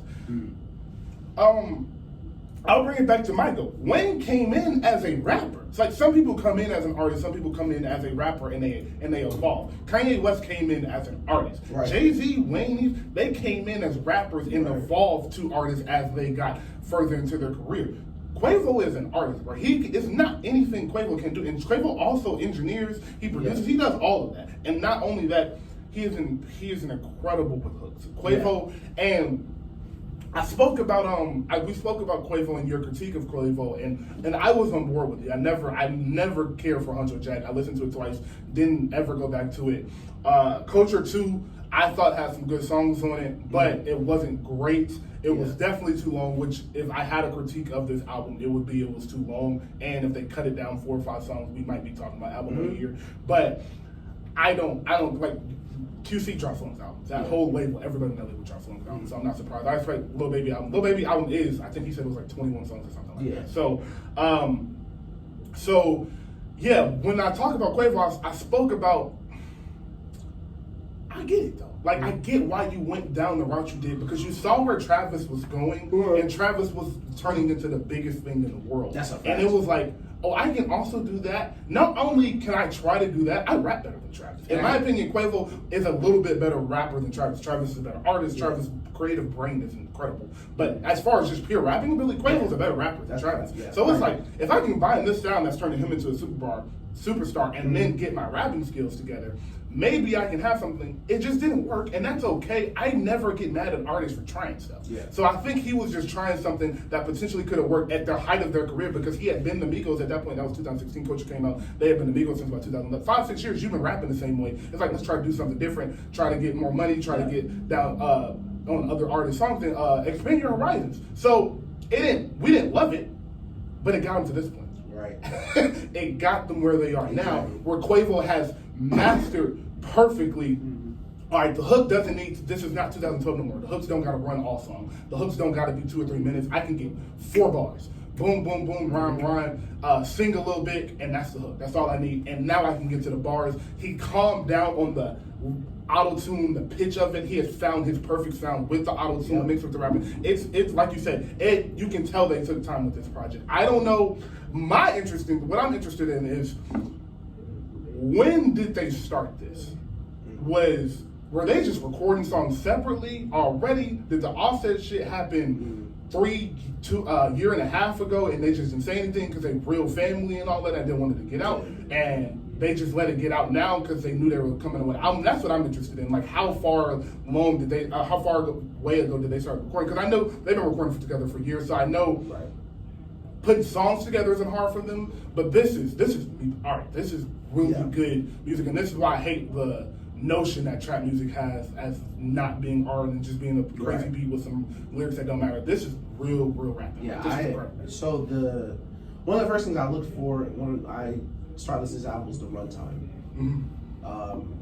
Kept it under an hour, low key, which is impressive. Which is very impressive.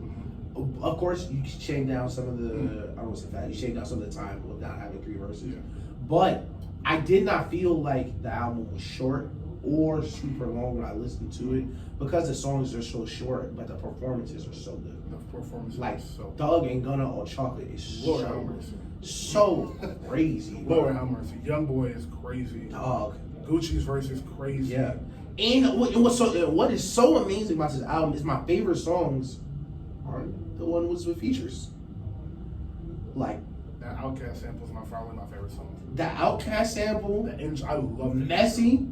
Hotel. I like when Hotel Lobby dropped. I love Hotel Lobby. The moment that dropped. Yeah, I heard the beat and insane. Bars and the Captions is crazy too. Bars and the Captions is crazy, bro. Yeah, like it's a great project, and I Tony Starks, man, it's a lot of bro. Oh, that's it. Nothing Changed. Nothing Changed is probably my favorite track on the album, and what I love so about it is it's so important to the Migos because it's not to say and we keep saying this because they are family, they don't hate each other. Yeah, but ain't nothing changed with the chains. Y'all still family. Y'all still QC. The music that song is Nothing Changed, and the song's incredible. The song literally sounds like it is missing a Offset verse. That is who they are, and it's amazing. I love that song. I love Takeoff verse on that song. I thought Takeoff throughout the entire project was just incredible in different pockets. And Migos bring things to the rap game that other people just can't do because they are those things. Like hearing the Migos ad-libs are hilarious. And I do mean that in a comical way. Like that. Finish it. Like there's times in the album where they'll ask a question and then put the answer in the album. I be crying, bro. It's so funny, bro. Like I wish I had a better example because I know there's an example I was thinking of, but they will put a super funny question in the lyric and then put the answer in there and like take off, like yelling in the background, like that's them. That ad-lib, that ad-lib, like the Migos flow. Like it's great to hear that. It's great to see that they're still change rap. Literally simple thing changed rap, and what I was getting to with that is art in itself, bro. That's not. It was a reason nobody was doing that before. Like people really hadn't figured that out, and ad-libs have been a thing forever. But the way they do them changed rap, and you see it throughout rap. You see it through other artists. You see it in alternative music. Like the Migos really are him. My last question to you about the album is because I don't like talking about albums too much because I'm really gonna listen to this one some more this week and we'll talk about it. Yeah, let's do it on the way here. I had it on the way here too. But my question is, if you can answer, you don't have to answer now. If you want to wait till next week, but who do you have winning? Going with Takeoff. Like who performed better than you? And I think they both gave 8 performances. I'm gonna say Takeoff. I'm gonna say Takeoff, so in questions like that, I first answered that's the one I'm gonna hold, and I instantly thought Takeoff.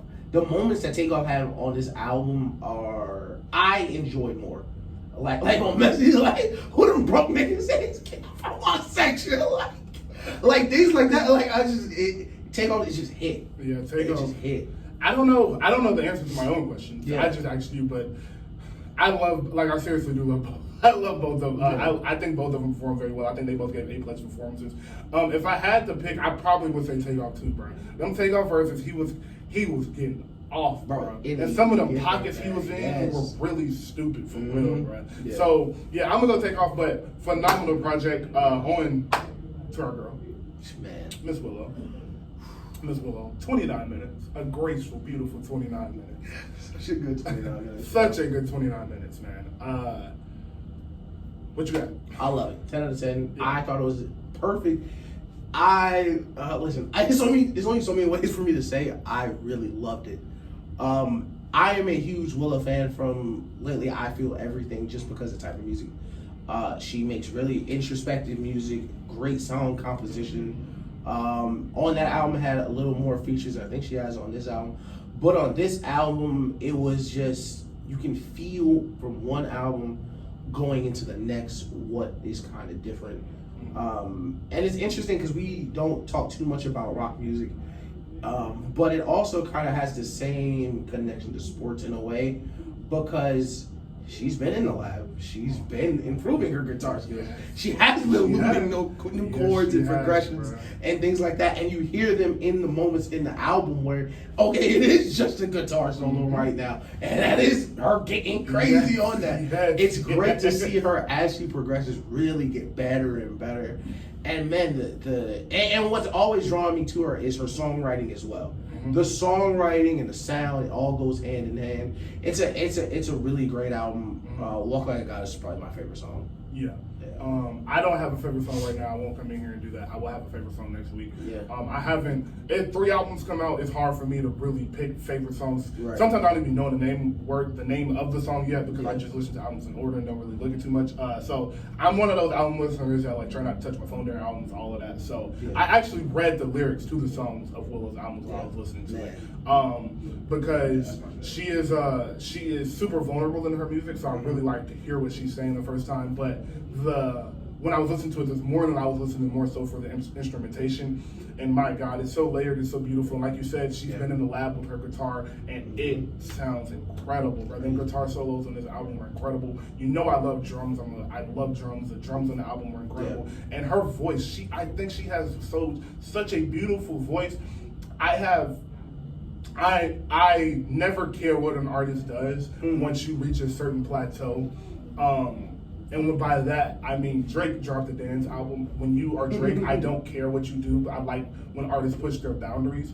Yeah. I don't know if Willow would feel comfortable doing this, but I would like a traditional, like, singing album, like with no rock influence, like just a normal. I don't want to say R&B because I don't want it that strong, but I would like just to hear something where her voice is where her voice is the most important instrument instead of the guitar, because I know she uses a guitar and her voice as one, and I would like her voice just to be the thing that stands out in a project. I don't know if she has that in her bag. I don't know if she, and by that I just mean I don't know if she wants to do. Simple as that. But if she does, I would love that, because I think she has an incredible voice. What your last point where she uses the voice and guitar together is one of my favorite aspects of her music, because she uses her voice as an accent to the guitar to increase or decrease pain in certain lyrics, certain songs, based on wherever you are, and she conveys this emotion so well. So well, bro. She did that a lot on the last album.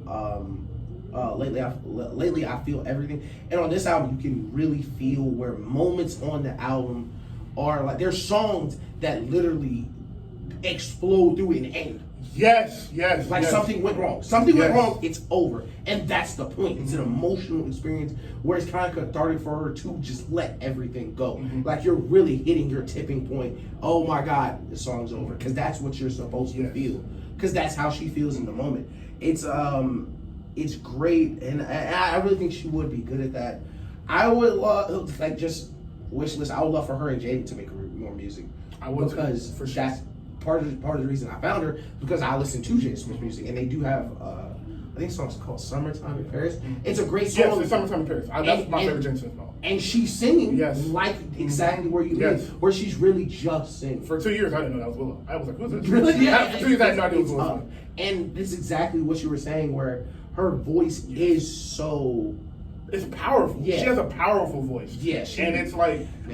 I'm not comparing them, but it reminds me of Whitney Houston. She does not sing like Whitney Houston, no. But Whitney Houston had a super powerful voice, and that's just the first one I thought of. She has a really powerful voice. You really feel her voice. And to your point about like the music rising and lowering based on the emotion and what she is saying, she has a song that ends like that, and I cannot remember the lyrics, but I was reading them, and it was something along the lines of like, you could never do this, and she kept repeating it, and then she was like, but what if you could, and shut the song off. Yeah. And it was like, that is like, it's literally your thought pattern. It's like, you can't do this. Like, you can't do this for me, but what if you could? Right. And I don't have an answer, so I have no more song left. There's nothing left to do. There's nothing left to do. There's but no more wonder. song. Yeah. And she is incredible. And you also like the points, like she has points where it's like she's kind of just yelling. Yeah. Like she'll say something super emotional and just start yelling. You'll hear the guitar roll out, the instrument will come back up, and it'll kind of lower again, and she'll start going to her next voice. Yeah. And all of that is an art. You can really hear when somebody's really making a project. Yeah. Like you can, and playlists, albums, we talk about that almost every week about the difference between them and how a lot of artists are just dropping playlists. But when you get into these artists, which is why it's so important to go find these younger artists or these artists that don't have as many views and streams, because they really are putting together bodies of work that deserve to be listened to. Right? Like that's an album that everybody should go hear. It is phenomenal, and I will be listening to it. We got a tough job this year coming up with that, because last year we did, for those of you who don't know, we did a top. I believe it was actually 22 albums, because I think we both did an album a year and then 10 albums after that. So we got to do that again this year, and it's gonna be tough. It's gonna be tough. He brought his album of the year and 10 albums, and I brought my album of the year and 10 albums. My album of the year is gonna be Beyonce, so I got 10 albums to choose after that. Yeah, and we'll figure it out. My album of the year, we'll figure that out, because Lil Baby coming next week. Man. 7 features we'll close with Lil Baby. We got some stuff to talk about to run over next week. So Ish came to me and was like, we got about 4 hours worth of content. Yeah. If we was at my house and chilling, we probably would keep going. But I do have to go get out of here. But I do want to ask you, 7 features on Lil Baby's album. Who do you think are? 2 Chainz is on there. Gunna's gonna be on there for sure. Mm-hmm. Somebody from Lil Baby's label. Mm-hmm. Who else do I think? Thug. That's what I'm looking for. Thug's for sure is gonna be on there. 5. I'm saying Moneybagg Yo. Moneybagg. That's a good pick. Him and Moneybagg are great music. Yeah, I wouldn't say anybody from Amigos. I certainly wouldn't say. No, absolutely not. Absolutely not. No. Drake for sure. Drake. We're gonna get a Drake appearance, and I think we got our first Wayne appearance. Wayne. So that's funny, because those are my 7. Really? Those are my exact 7. Gunna, 2 Chainz was off for Future. I think it's gonna be Future. Future, one of his artists. Gunna, Thug, Wayne, Drake. And I like Moneybagg. I didn't know who to pick. I said Moneybagg, ESTG, right. Harlow, somebody like that. Or because of the tour, might be Chris Brown. I can see that. So I think it's kind of those. But I'm interested to see. What I would like to see is somebody out of this world on there, like Dua Lipa or Bad Bunny. Or Bad Bunny. Somebody crazy, like just seeing him really stretch his artistry. And we call a lot of things. I would not be surprised if Bad Bunny is on this album. No, not simply because Little Baby is doing the World Cup. Yes, exactly. So it's going to be some Suavemente on that album somewhere. Mm-hmm. You know. I'm excited. I'm very excited for Lil Baby's album, because this is my turn was the one to let you know, I'm really like I'm him. I'm him for real. But this is the one that's like, all right, I can do this again. Let's see how big. Let's see how big of a star. So we said this last week with Freddie. Freddie got away from the Alchemist heavy sound, but it's still in there, and he didn't get too far away from it, and it's a happy medium. I'm interested to see where Baby sound does. Does he stay with the Harder Than Ever, My Turn type sound, or does he flip a little bit more and get with some different producers and kind of get away from the Atlanta sound while keeping that in his music, because that is his foundation. I'm interested to see. But I think we got some great projects. As far as Carter 6, for anybody that cares, I don't think that's coming out to next year after a story came from his DJ. So I don't think that's coming out to next year. But everything else, I don't know if we have anything big coming. I think this is kind of it. I think Baby's the last super big drop other than Grammy season. Oh no, we do have Metro coming. I'm super excited about that. Metro's coming November 4th. But I think this is like one of the last few big drops. And y'all better hope Metro album not good. We don't have to have thoughts. Because if Metro album good, that boy discography.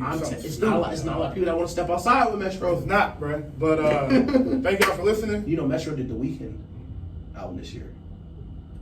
Heartless, that went number 1. That's a Metro beat. That was cold, man. Dog, that was cold. Metro work, bro. Metro be working, bro.